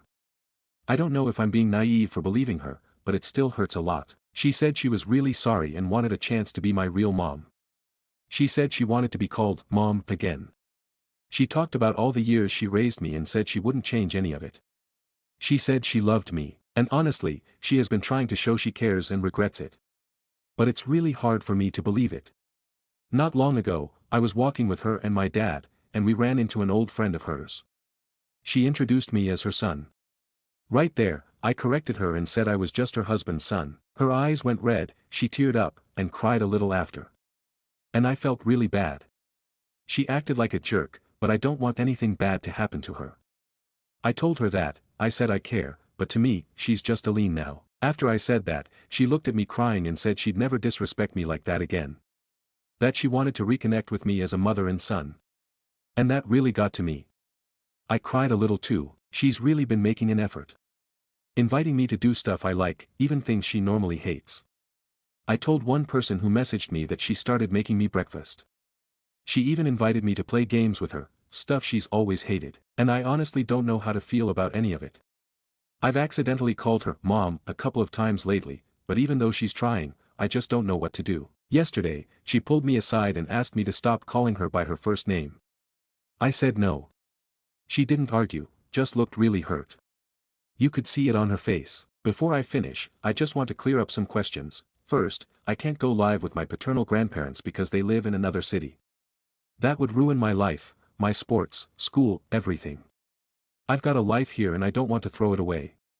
My step-grandparents, her parents, are very old and need caretakers. I can't live with them, it would mess up their lives. My dad's side of the family. We're not close. I barely even know them. No one I could stay with. My stepmom's extended family likes me and we're kind of close, but not close enough for me to dump all this on them and ask to move in. As for my biological mom's family, I don't know them. I have zero contact. I don't even know who they are. My dad never introduced me. He gets furious if I ask, always has. So yeah, I don't really have any options. I also wouldn't want to ask to live with a friend. That's just, too much. Too messed up. So that's not happening either, but I'm open to any suggestions. Thanks for reading. So AITA for what I said to my stepmom. Important detail, I'm Brazilian. Stories number 35. AITA for telling my Isael that I don't want to share a baby name. Not the a-hole. My Isael and I are both pregnant with girls due within 2 months of each other. I'm first. We shared with them the baby's middle name before they found out they were having a girl, and they recently told us they were considering a nearly identical first name and the same middle name. When I was surprised that it was almost the same exact name, she acted surprised like we haven't previously shared the name. Which we did on multiple accounts. She said she was okay naming them the same if she decided on that name. I said it could be confusing and not okay with it. She's now been sharing with everyone that they decided to name the baby that name, and I feel extremely pressured and manipulated into going along with it. I feel like she took the name, it's not significant to her in any way, I asked, and when my husband and I previously shared the name we explained the significance, etc. Stories number 36. My church has made my pregnancy way worse than it already is. Before I start, let me provide context, but I, F15, am 28 weeks pregnant with my little boy, and my boyfriend/baby daddy, M18, is away at boot camp, and I can't talk on the phone with him unless it's for emergencies, and as right now we can only communicate through letters. But to vent, I'm so fucking overwhelmed and stressed out. Not even really because I'm pregnant, it's more so the people in my life that I just feel so ganged up on and not protected. I grew up in this church, so everyone knows me and my family pretty well. So when I got pregnant, it has become open season to gossip about me. Which it's not the reason I'm upset about like I expected it, these women are bored. But I thought they would just exile me and mark me as bad association, since I've seen them do that to other girls in my position. But it's been quite the opposite. Instead, I feel like they decided that they feel like they should have my baby, or at least bully me to give up my son to one of the better couples in our church. I have no idea why they feel so strongly about getting me to give up my son. Like there are kids in foster care that need homes, so like why my kid? But I already had a few people text me about it or offering that opportunity to me. I did decline those people, and those people were really understanding and respected me. But this one woman, when I told her no, she got so hostile with me and almost like angry because I told her I'm keeping my son. The whole interaction with that woman has honestly made me very severely depressed for these past couple of weeks. But also just so many people thinking that I'm not capable of being mom or like deserve to keep him. Like I get it, I'm aware that I'm an idiot that didn't know what sex truly was and didn't use protection and just relied on my BF. Because I honestly thought it was people that got naked and dry humped. I didn't truly know until my boyfriend showed me and taught me. But I'm at least trying to be more smarter moving forward. I'm on track to graduate high school early in December. If I keep with my assignments, which honestly I've been trying to do as much work as possible. Because I refuse to drop out and be a statistic. But it just doesn't matter to outside people. Me and my mom have been fighting because of the church and these women messaging me. I feel like she's not standing up for me, when it was her that scared me away from adoption and abortion. So her not saying literally anything in my defense, or at least tell them knock it off. Instead, she just turns around and invites them to my baby shower and told me to be more forgiving when those women genuinely scare me and seem like they would do something crazy to get my baby. I tried to open up about how I've been feeling in therapy yesterday, and I told her how I do miss my boyfriend and that I miss feeling protected by him and that he would never let things go the way they were going. Of course, she made it so weird and implied that my attraction to my boyfriend is because he fathers me. I don't have daddy issues. I knew my dad and I loved my dad, and the time I did get to have with him I'm so glad I did. He's just no longer alive. So she pissed me off too. I'm just so sad, and I feel like I'm getting so much outside attention and bad energy, and it's driving my anxiety so up.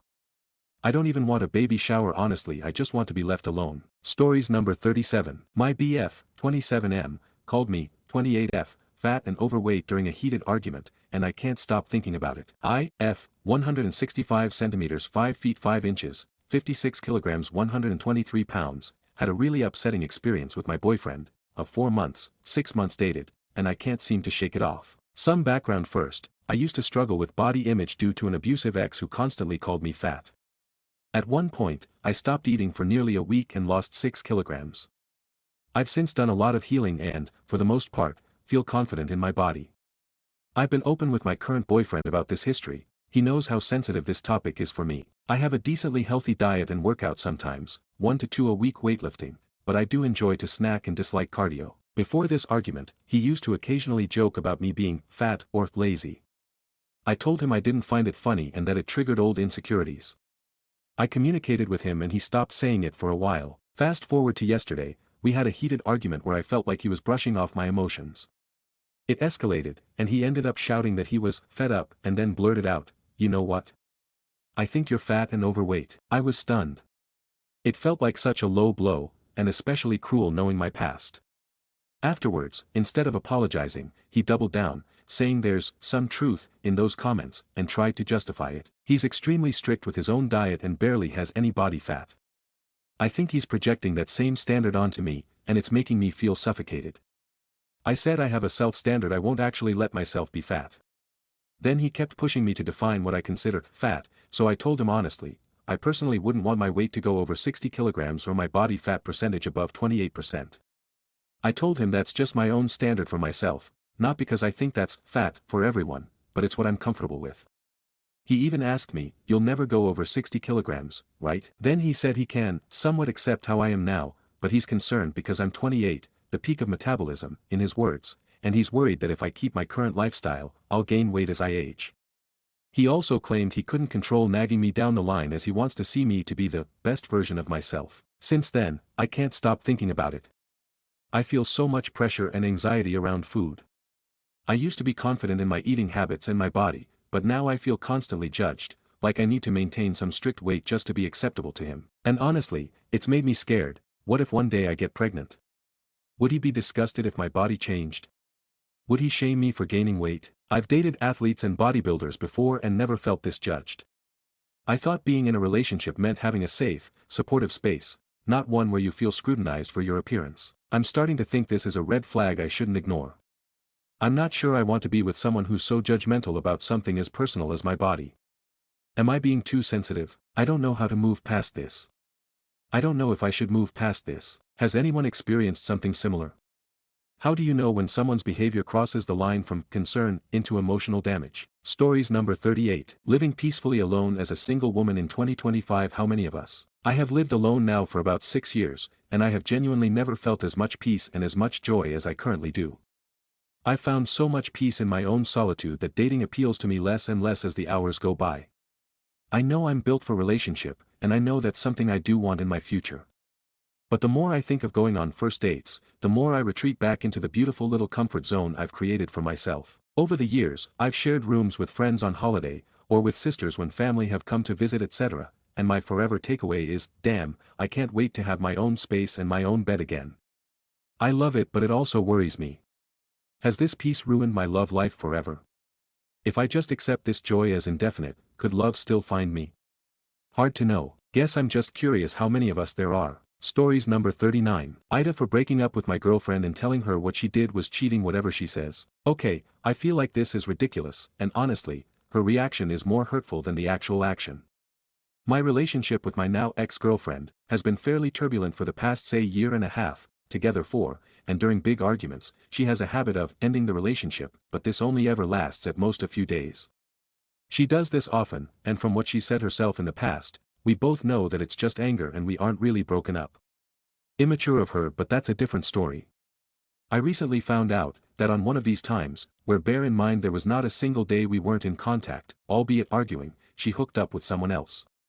When I found out, her reaction was to bluntly deny that she'd cheated. We weren't together, so she doesn't even feel like she did anything wrong. Obviously I've dumped her, and she's saying that isn't fair, because it wasn't cheating, so I have no reason to be angry. Am I fucking crazy here, or is that the biggest joke of an excuse imaginable? She said she's sorry because it hurt me, but is fully insisting that she didn't actually cheat, so it wasn't wrong and I'm being unfair to her. So, as far as I'm concerned, she absolutely did cheat. This was one, at most 2 days of being broken up with constant contact, Aita for telling her that she is a cheater, and I want nothing to do with her. Edit to add, we are not teenagers, we're both in our 30s, so the fake breakups in anger is immature enough, but I felt I should add that as I'm aware this sounds like something that belongs in a teenage relationship, which is bloody ridiculous. Stories number 40. Aita for how I explained to Asexual that she wouldn't be my son's godmother. My wife and I aren't practicing Catholics per se, but we do follow certain traditions such as christening ceremonies for our children. Some people choose a married couple to be godparents. When I was a baby, my parents chose my uncle and his then wife, and they divorced when I was still a child and I lost all contact with my former aunt and basically grew up without a godmother. So my wife and I always thought it was best to choose one of our relatives, and one from each side of our family. For our second son, I chose my brother as godfather, and my wife chose a cousin of hers as godmother. When I called my brother to invite him, he assumed I was asking both him and his wife, and there was this awkward moment when I had to explain to him my Asexual wouldn't be the godmother. He seemed fine with it, but my Asexual didn't attend the ceremony and my brother later told me she was a bit upset. So I called her later that day just so there wouldn't be any ill feelings, and I briefly explained our reasoning, including my own personal history with my uncle's divorce. And then she got really mad, as if I was implying I believe she and my brother will get divorced down the road, which was not my point at all. She also said just as couples might get divorced, anyone can also lose touch with a blood relative, which is objectively truth, but again, not the point we were making here. I'm sad that what was supposed to be this happy family moment is now tainted somehow. Stories number 41. I refuse to purchase any services. I've stopped eating out, getting haircuts, doing my nails, going to spas, or paying for any maintenance services. I've been living without any customer service altogether because too often, workers seem frustrated with their situation and direct that frustration towards me instead of their employer. Despite tipping the new standard 20%, I've repeatedly encountered subpar service and poor attitudes. I'm simply tired of dealing with unhappy people, so I've chosen to avoid those experiences entirely. Example 1. Giving me an incorrect price. I went to dye my hair and the stylist said it would cost up to $200. Later she said that I needed extra hair dye so she had to charge me a little extra, at $400. She started acting hostile and said, $200 isn't a lot for hair when I started to ask more questions about the price. Example 2. I used a dog walking service where the individual chooses their own rate. I didn't believe that tipping was necessary in the situation and I didn't tip. The dog walker seemed extremely frustrated when I didn't tip her and asked me why I wasn't happy with her service. I used to be a big supporter of small businesses in my community, but the amount of inconvenience and guilt tripping I've faced has made me decide to not support any customer service business, big or small. Stories number 42. Going through separation after being blindsided by my wife's midlife crisis and feeling lost and lonely. Onions, light tears. After thinking I had a perfect life with my wife and 3 little kids and 15 years of a relationship that I thought I was very happy, my wife blindsided me telling me she didn't love me and she didn't know if we wanted to be together. After a few months of therapy, I realized that she was going through a hardcore midlife crisis including an emotional affair with a friend of mine. Now we are in an in-house separation, not talking about what to do next.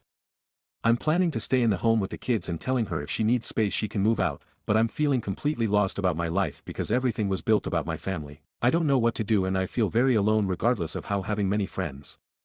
I think they're getting tired of me talking about my issues for 9 months already and I don't know what to do. Update. Thanks so much for all the comments. I feel that in the last few hours I got more support than in the last 9 months dealing with this. Stories number 43. My coworker isn't happy that I didn't add her back on Facebook. Disclaimer, I switched Reddit accounts and I think I posted this here a while ago.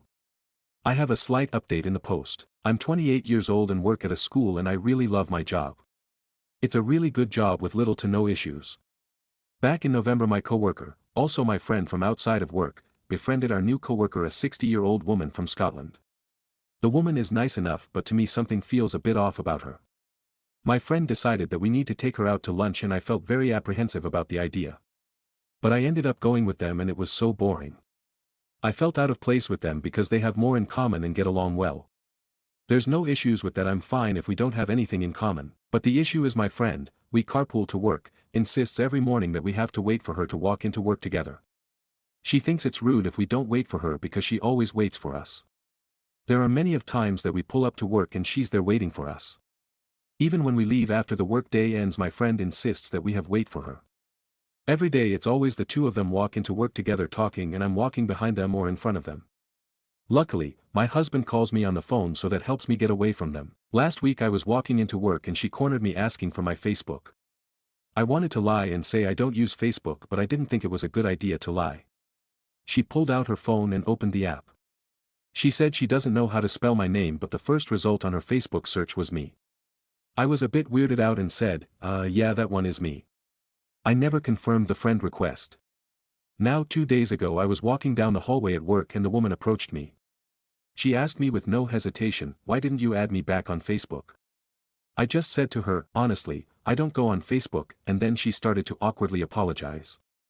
I walked away but I'm so weirded out by the whole encounter. The other thing that weirds me out is, if we don't wait for her then the woman comes into my room as I'm in the middle of working with my coworkers and checks to see if I made it to work. She would even comment about me making it into work. For me, I find it to be a very weird and unsettling feeling, but my friend thinks she's an innocent woman that needs us because she's from a different country. But I find her to be a bit clingy and overbearing. She also complains about the US constantly and how much she hates it here. I asked her before she moved here did she ever visit to make sure she likes it. She said that she didn't think of that and just moved here. My husband and I are doing long distance as we wait for our visa, so I'm familiar with the visa she's talking about. She's also shared very dark stories and issues she's having with her daughters. Some time ago my friend and I rushed home because we both had appointments we needed to attend to. My friend and I made it to her car and our coworker texted my friend, "Why didn't you wait for me?" My friend started to find this all weird, but today she insisted we need to wait for her. She said yet again we're rude and not nice if we don't wait for her. Lucky for me, in that moment my husband called me for our anniversary. So I excused myself and took the call. My friend ended up following me inside, so neither of us waited for her. I don't know if I should add her back on Facebook. I asked my mom and she said to trust my gut because there's something off about this lady. Just to be clear, I'm nice to her, I'm not cold or rude towards her. I treat her the way I treat all of my coworkers. But I really feel uncomfortable by her and I don't know how my friend or the woman notices that. Stories number 44. My boyfriend wears his best friend's underwear all the time. Listener write in. I am a 28F and dating a 25M. We took a week-long trip with friends to the beach in Florida in February. We were eating breakfast one morning and my boyfriend mentioned he did not pack enough underwear for the trip and he was on his last clean pair. I told him I was going to Target and I'd get him some, and his best friend says, "I always pack extra, I'll let you borrow a few of mine," and my boyfriend said, "Thanks bro." I thought they were joking until his friend went upstairs and returned a few minutes later with 3 pairs of boxer briefs. I guess that must be a guy thing, because when I made a face and said it was nasty they share underwear, all the guys shrugged and said, as long as they were clean. So my boyfriend, for as long as I've been with him, has worn the cheapest plaid boxer shorts from like Fruit of the Loom. But the 3 pairs of boxer briefs his friend let him borrow were from American Eagle and Calvin Klein. He never gave them back and he wears them all the time now. Even when his own underwear is clean. His best friend was coming last week to help my boyfriend move some old furniture out of the garage. I mentioned to my boyfriend I washed the underwear he let him borrow when I did laundry and put them on the sofa for his best friend to get when he comes over, and my boyfriend said, "Why'd you do that?" "I want to keep those," and he went to the sofa, picked them up and put them in his drawer. Isn't it weird he would wear his underwear and continue to do so, even when his own are clean?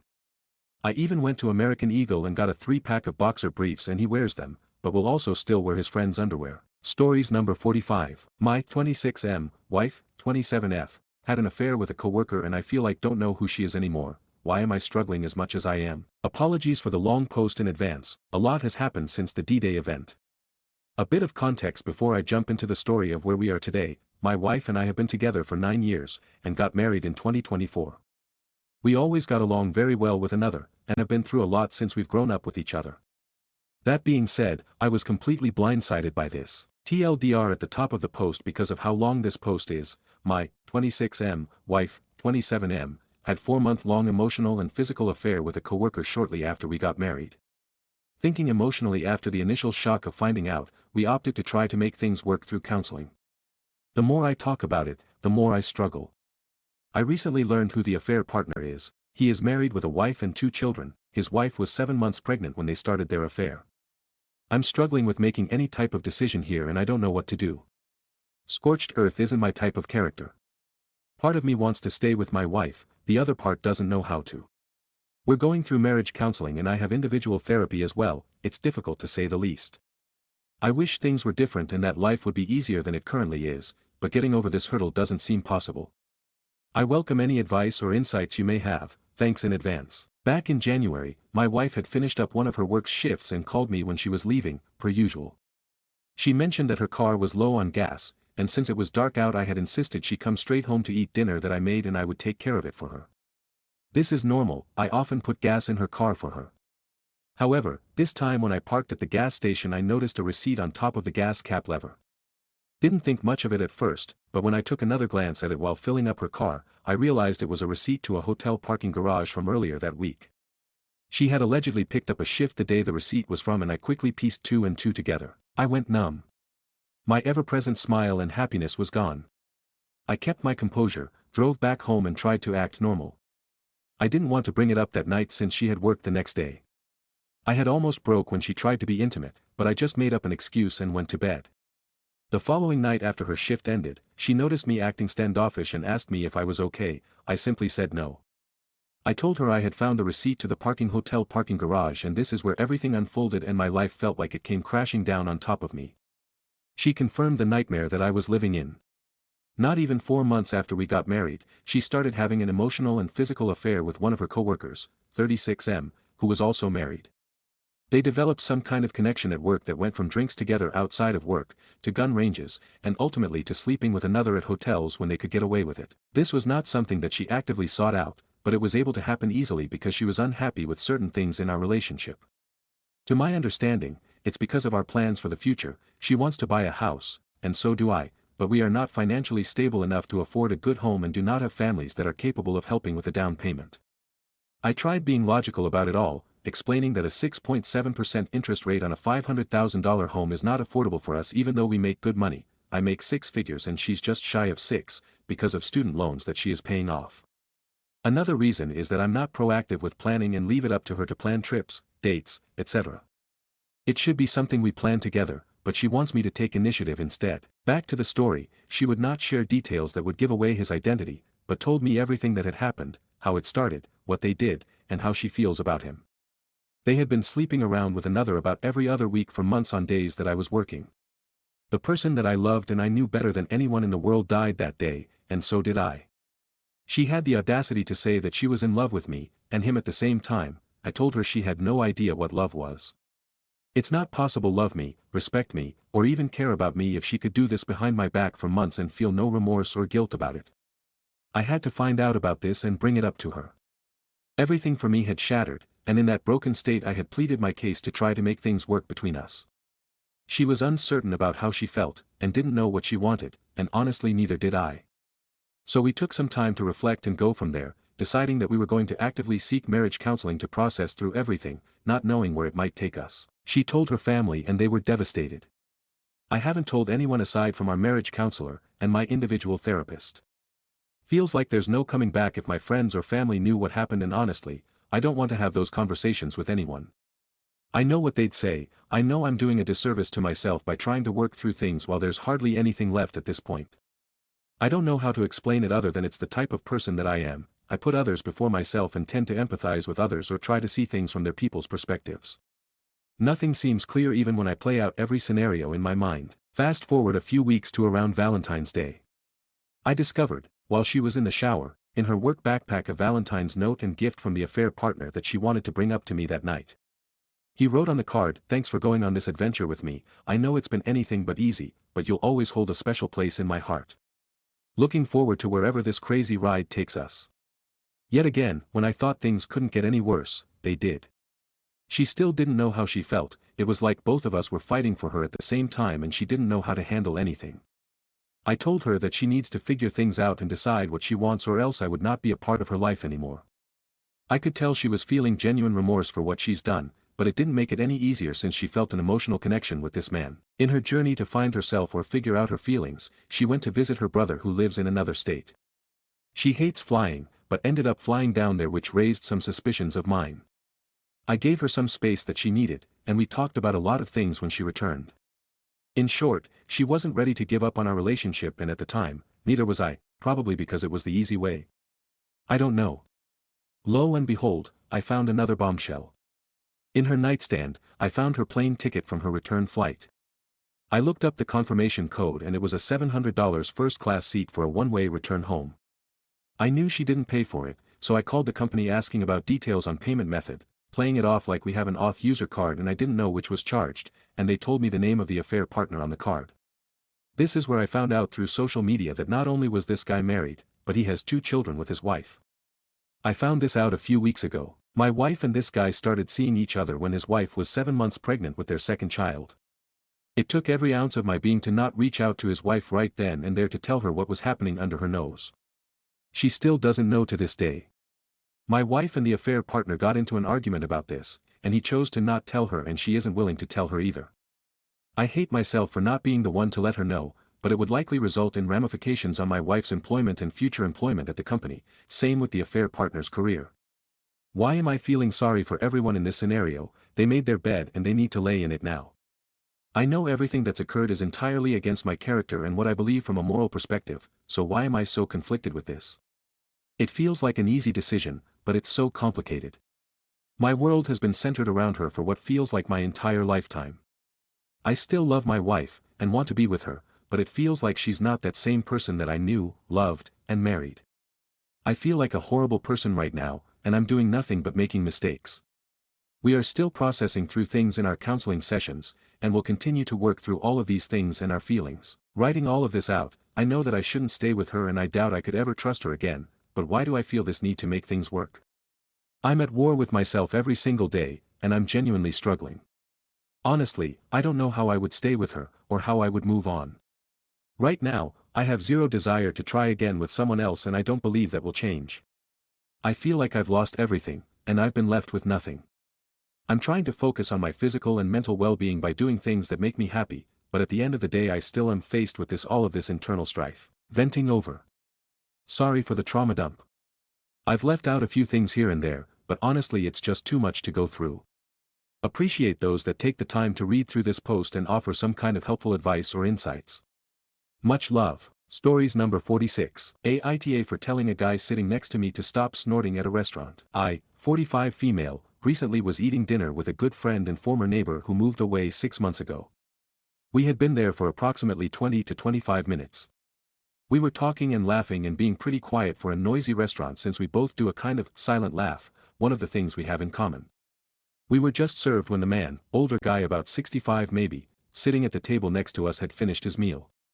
He was waiting for his check and looking at his cell phone. When all of a sudden, he started making sucking noises, like my grandparents used to clean their teeth, and then he snorted. And it wasn't just one snort, it was multiple and deep each time. It literally echoed off the walls.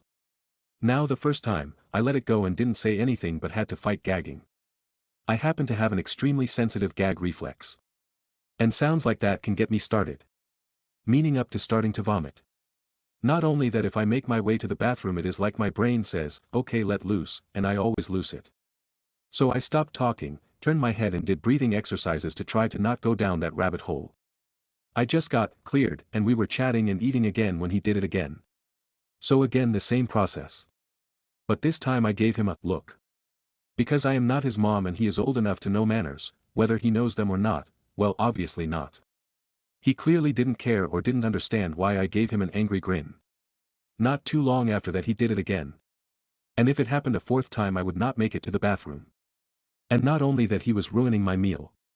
So after getting myself through plugging my ears and humming, I asked him to please stop snorting. He looked at me and said, "Mind your own business, little lady. I am enjoying my meal like everyone else here." I replied with, "Well, if you do it again I will puke and make sure I do it on you." He looked really angry and I instantly felt like a teenager being a brat for that reply. I almost said sorry when he got his check. He signed it and left. I had to take breaks because I had waves of feeling like I was going to start gagging. I did make it through but almost lost it when I got outside on the walk to my car. I was raised to be polite despite the situation and I normally am, but I almost ruined dinner for everyone had I not been able to calm that reflex. That little lady comment had me seeing red. Needless to say, not my most mature moment. Aita for chastising him. Or should I have tried to make it to the bathroom knowing I wouldn't have made it? Edit. I am aware of misophonia. The volume of these snorts was quite literally reverberating off the walls, and my friend agreed it was way over the top and offensive for a restaurant. So it's not just me, and not misophonia. The teeth sucking was more in line with an annoying noise. The request was calm and though I didn't quote it, I was calm and polite and asked please. Several have posted, he could have health issues, to which if he had done it while he was eating, I would have just paid for my drinks and left. Some people have tics that they can't help, like clicking or Tourette's. This was not a tic. It was after he was done eating and seemed to be part of a post-meal ritual that I truly believe someone has pointed out to him in the past. Given his reply, I see that I was wrong in threatening to puke on him. I was so irritated about the little lady comment. Pleading face. Again, not my finest moment. But I shouldn't have to leave because of someone else being so offensive and lacking etiquette that their actions are literally reverberating through the room. I didn't know if he had ordered dessert, so I didn't know how long we all had to listen to this cacophony, when I asked him. He hadn't received the check yet. My gag reflex, though sensitive, has never been challenged like this in a restaurant. Never once. So it's not so sensitive that I shouldn't expose myself to the possibility of noises in public. I do have methods to calm it. This was excessive and in all my life has never happened like this. Stories number 47. My mom tried to force my boyfriend to marry me after just 5 months. Now she thinks he's using me. TLDR. My mother texted my boyfriend, telling him we're getting married next spring. We've only been together for 5 months. He said he isn't ready, and now she's furious, accusing him of using me. I don't even want to get married yet either, but my mom is spiraling and creating chaos in our lives. I'm exhausted, scared of confrontation, and feel like I'm stuck in a war I didn't ask for. Hi Reddit, I guess I'm here because I need to vent, or maybe just hear from someone who doesn't have an emotional stake in my life. I'm 22F, and my boyfriend, Ethan, 22M, and I have been dating for 5 months. It's been a really good relationship so far. We're on the same page, we laugh a lot, we talk about the future casually, and both of us have our feet on the ground when it comes to commitment. The problem is my mom, Carla, 45F. She's always had a strong personality. She's the type of person who decides how things should be and expects everyone to just fall in line. Growing up with her was a mix of love and emotional landmines. One minute she'd be baking cookies and hugging me after a bad day, and the next she'd be yelling at me over a misplaced charger or the tone in my voice. I think I've spent most of my life trying to avoid fights with her. My nervous system feels permanently wired to flinch when she walks into the room. Anyway, this morning, completely unprompted, my mom texted Ethan and said something like, "Hey sweetie. Just letting you know that I'm starting to plan the wedding for you and, my name, next spring. You'll look so handsome in a navy suit." To be clear, we have not discussed marriage seriously. I love Ethan, and I do think there's a strong chance we could end up together for the long haul. But 5 months? We're still learning about each other. We're both working hard to build our careers. I haven't even farted in front of him yet, kidding, kinda. The point is, we're not there. Ethan, being the kind and respectful guy he is, replied with something like, "Hi Carla, I really appreciate the thought, and I love spending time with, my name, but we're still young and just getting started. I'm definitely committed to her, but I'd like to focus on my career for now and take things one step at a time." It was polite. It was thoughtful. It was honest. And he was speaking for both of us, honestly, but you'd think he just told her he wanted to set the house on fire and run off with a stripper. She lost it. She came storming into my room, waving her phone around like it was a legal document. He said what? He's using you. He's going to waste your best years and then leave you broken. I calmly tried to explain that I wasn't even thinking about marriage yet. That Ethan was just being real. That I respected him more for it. But she wasn't hearing any of it. Her voice raised, her arms flailed, and soon she was crying angry tears, accusing me of betraying her by not standing up to him, telling me I was blind, that all men cheat unless they're tied down early, and that I needed to break up with him immediately. This is not the first time she's done something like this. A few weeks ago, Ethan didn't pick up the phone when she called, he was in the middle of work, and she decided, out of nowhere, that he must be cheating on me. She even invented this bizarre fantasy where he's leading a double life and probably has women in every city. She told me I was naive and that she just knew because she's been through this before. Her ex cheated when she was younger. What kills me is, she doesn't even know Ethan that well. She's spoken to him maybe 5 or 6 times. But she's decided she hates him, because he didn't do what she wanted, when she wanted it. Now she's slamming doors and pacing around the house, mumbling things under her breath. I can feel her trying to bait me into a fight. The silence between her footsteps feels louder than her yelling. It's this constant emotional fog that I can't seem to escape. I've never felt so trapped in my own home. What makes this all worse is that my fight or flight response is constantly triggered by her. I hate confrontation. I freeze. I've always been the peacekeeper, the one trying to smooth things over. But lately I've started to realize that I'm not keeping the peace, I'm sacrificing my own sanity to maintain an illusion of calm that doesn't really exist. Ethan has been amazing through all of this. He told me he's not going anywhere and that he's proud of me for holding my ground. But I'm so scared that if this continues, he's going to feel like he's signing up for a lifetime of drama. And who would blame him? I've started looking into therapy because I know I have to break out of this dynamic somehow. I don't want to lose a good relationship because my mom refuses to see me as my own person. I love her, but I can't live in her shadow anymore. It's like she's trying to live out some fantasy life through me, and any deviation from her script sends her into chaos. Anyway. I'm tired. I'm hurt. And I'm just trying to find my way through this. Edit/update. It's been a few days since I made the original post. Honestly, I didn't expect so many people to resonate with it. I read through a bunch of the replies and messages while curled up on the couch with Ethan, and I cried more than once.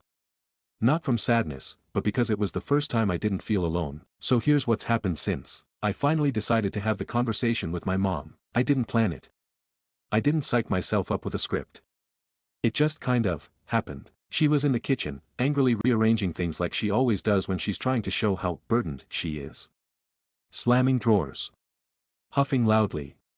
Passive-aggressively muttering, "I guess I'm the only one who cares about this family." I asked if we could talk for a minute. She didn't look up, just said, "If it's about him, I don't want to hear it." But I kept going. I told her, calmly, that I love Ethan. That I respect his decision to wait on marriage because we both feel it's the healthy, responsible thing to do. I also told her that she can't keep inserting herself into decisions that don't belong to her. That I'm 22, and while I value her opinion, I'm not a child anymore. Her face shifted in a way I can't describe. Almost like shock mixed with betrayal, like I had punched her in the gut. "You used to tell me everything," she said. "Now I find things out through texts or social media or worse, from him." I said, "Maybe that's because you don't listen when I do try to talk." Silence. For a moment, I thought she was going to scream. But she didn't. She just deflated. She sat down at the kitchen table and started crying. I sat down too. She told me she's scared. That she sees me growing up and drifting away.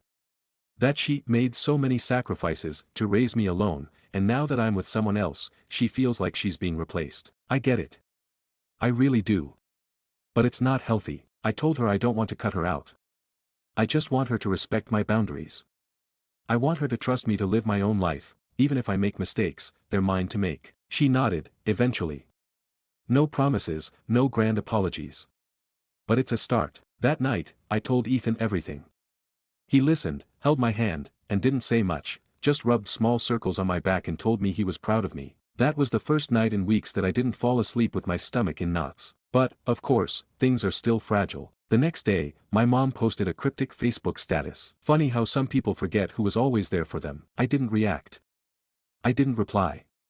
I muted her for 30 days, just for my own peace of mind. Ethan and I also had a real talk about the future, our timeline, our goals, and what we want our relationship to look like as we grow. We're not running off to elope. We're not moving in tomorrow. But we're building something, slowly, and intentionally. And that feels right. Next update. I haven't seen my mom face to face since the kitchen conversation. I'm planning to meet her for coffee next week and try to rebuild from this new foundation, gently, and on my terms this time. I'll update again once that happens. Update, final. The coffee meeting with my mom finally happened yesterday. I was nervous going in. My hands were sweating, my heart racing. Ethan offered to drive me there and wait nearby in case I needed a quick exit.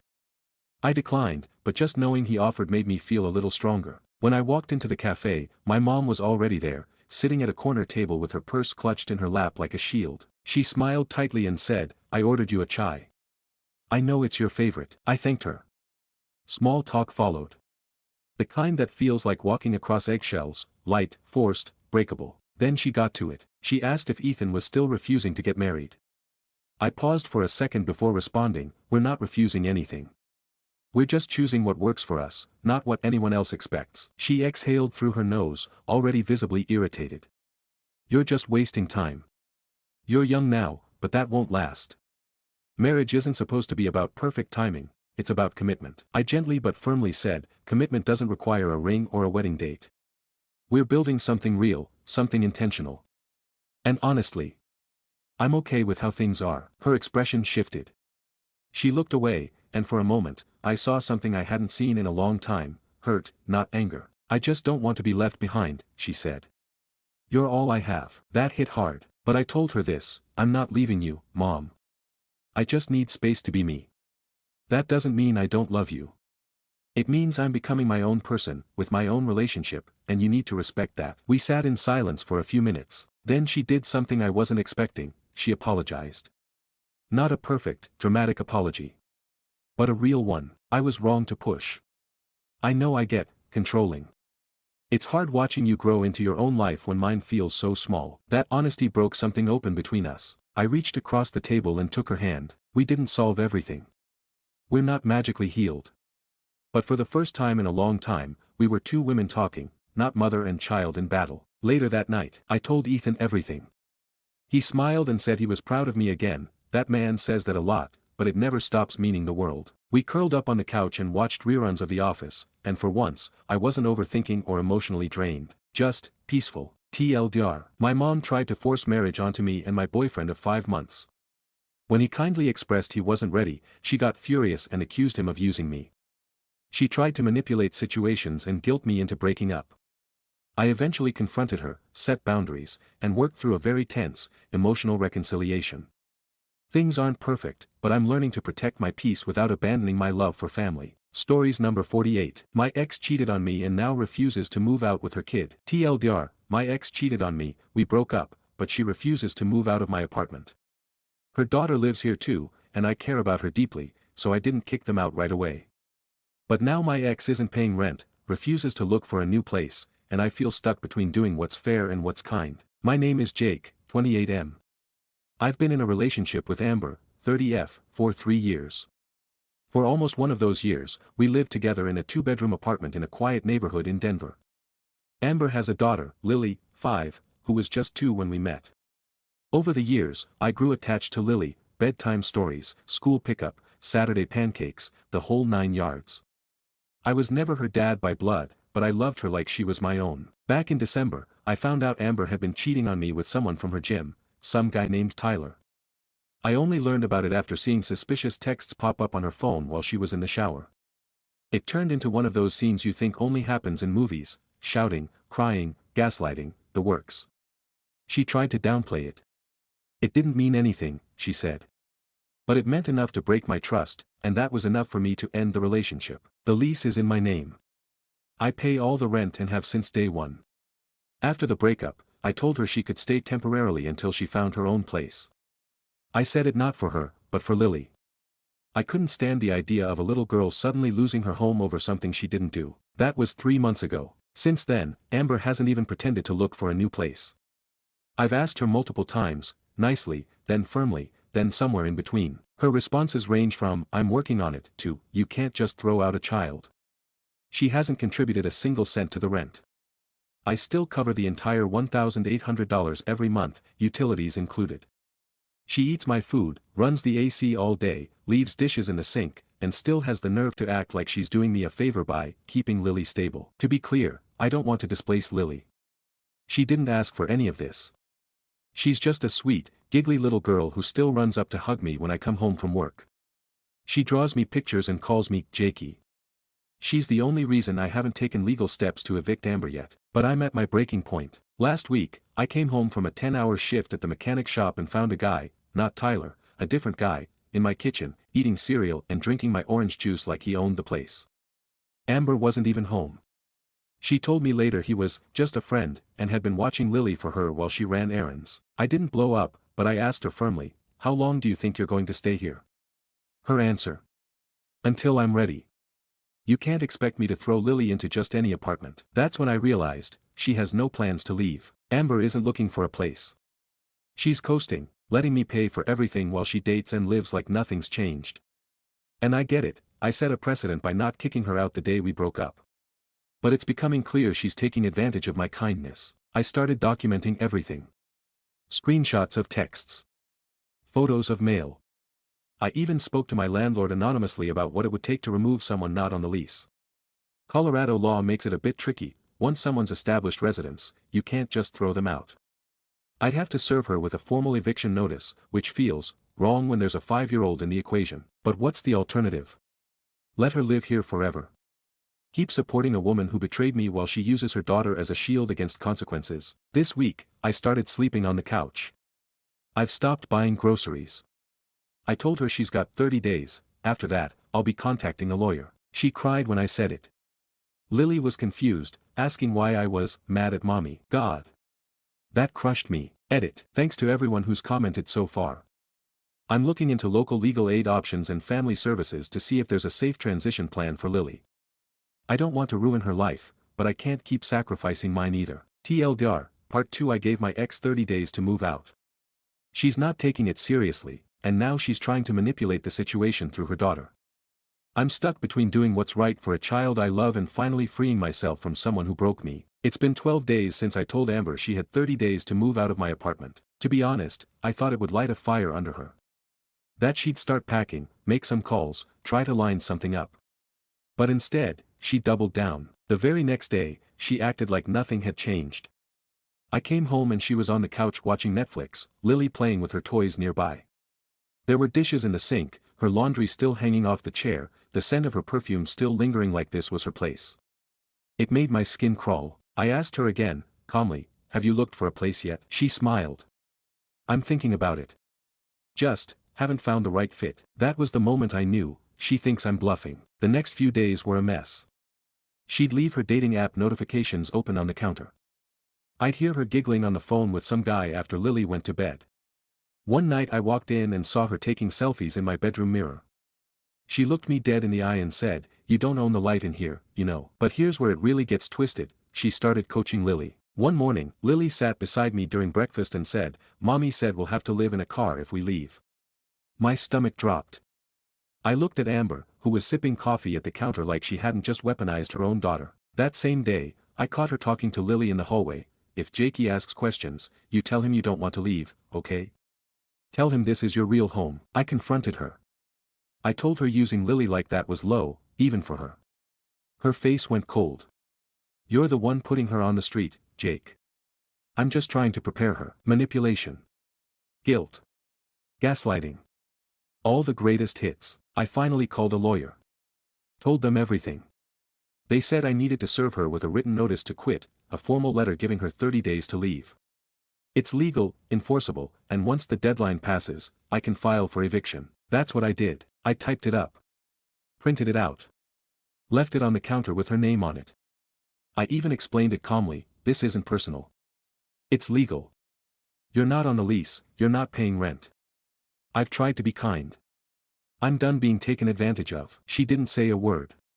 Just stared at me, eyes narrowed, like she was sizing me up. Update, day 18 of 30. She still hasn't packed. Instead, she's going out more. Coming home late. Leaving Lily with me, just for an hour, that turns into 5. One night she came home drunk, dropped her bag, and slurred, you'll miss me when I'm gone. What's really messing me up? I'm starting to feel like Lily's dad. Not biologically, but emotionally. She wants bedtime stories. She wants to sit on my lap and color. She's asking questions like, will I still see you if mommy gets a new house? I told her I didn't know. That I hope so. That's the part one didn't plan for. I was prepared to deal with Amber's lies, her laziness, her manipulation. I wasn't prepared for how much it would hurt to say goodbye to a little girl who calls me, Jakey, and thinks I hang the moon. Final TLDR, my ex refused to move out after cheating on me, using her daughter as emotional leverage. I gave her 30 days. She didn't take it seriously. I went through the legal steps, protected my peace, and ultimately had to make the hardest choice of all, letting go of a child I cared about like she was my own. Day 28 of 30. It was a quiet morning. Too quiet. Amber hadn't said much in the past few days. No snide remarks. No passive-aggressive guilt trips. She wasn't even pretending to pack anymore. Her things were scattered across the apartment just like they'd always been. Lily, though. She was different. She was clingy. More than usual. She'd follow me around while I cooked, hold my hand while watching cartoons, and every night, she'd ask, am I gonna see you next week? And every night, I had to say, I don't know, sweetie. I hope so. Amber came home that night with takeout and a smug smile. We'll be out by tomorrow, she said, casually. Moving in with my cousin for a bit. Not ideal, but hey, thanks for giving me some time. I didn't respond. Just nodded, but then she said something that changed everything. You know, Lily's gonna be heartbroken. I told her you wouldn't care. She cried for an hour. Hope that doesn't make you feel bad or anything. I froze. That was it. This woman, the mother of a beautiful, innocent little girl, didn't care who she had to manipulate. She didn't care how much damage she caused, as long as she could twist the knife on her way out. Day 30. Moving day. She packed in a frenzy that morning. I think she was hoping to slip away without having to say much. But Lily, she wouldn't stop crying. I helped carry a few boxes down, mostly Lily's toys and clothes. When the car was loaded up, Lily came running back into the apartment. I forgot my drawing, she shouted. She ran to the fridge, yanked off a picture she drew of the three of us holding hands. She handed it to me. You can keep it. So you don't forget me. I crouched down, hugged her as tightly as I could, and whispered, I'll never forget you, okay? You're one of the best parts of my life. Amber came in, annoyed. Let's go, Lily. No thank you. No goodbye. Nothing. Just like that, they were gone. 2 weeks later. It's been quiet, too quiet. I packed away the little toys she left behind. Her drawings. Her stuffed bunny that I couldn't bring myself to throw out. I cried. Not because of Amber. But because Lily didn't deserve any of this. Moral of the story. Sometimes, doing the right thing means making incredibly hard choices. I tried to be kind, to give time and space, to think with my heart, but that kindness was used against me. I learned that boundaries aren't cruelty. They are a form of self-respect. And as much as it hurts to let go of Lily, I know I was the one stable thing in her life, even if just for a while. If her mom ever reaches out to let me see her again, I'll be there. But I won't chase ghosts anymore.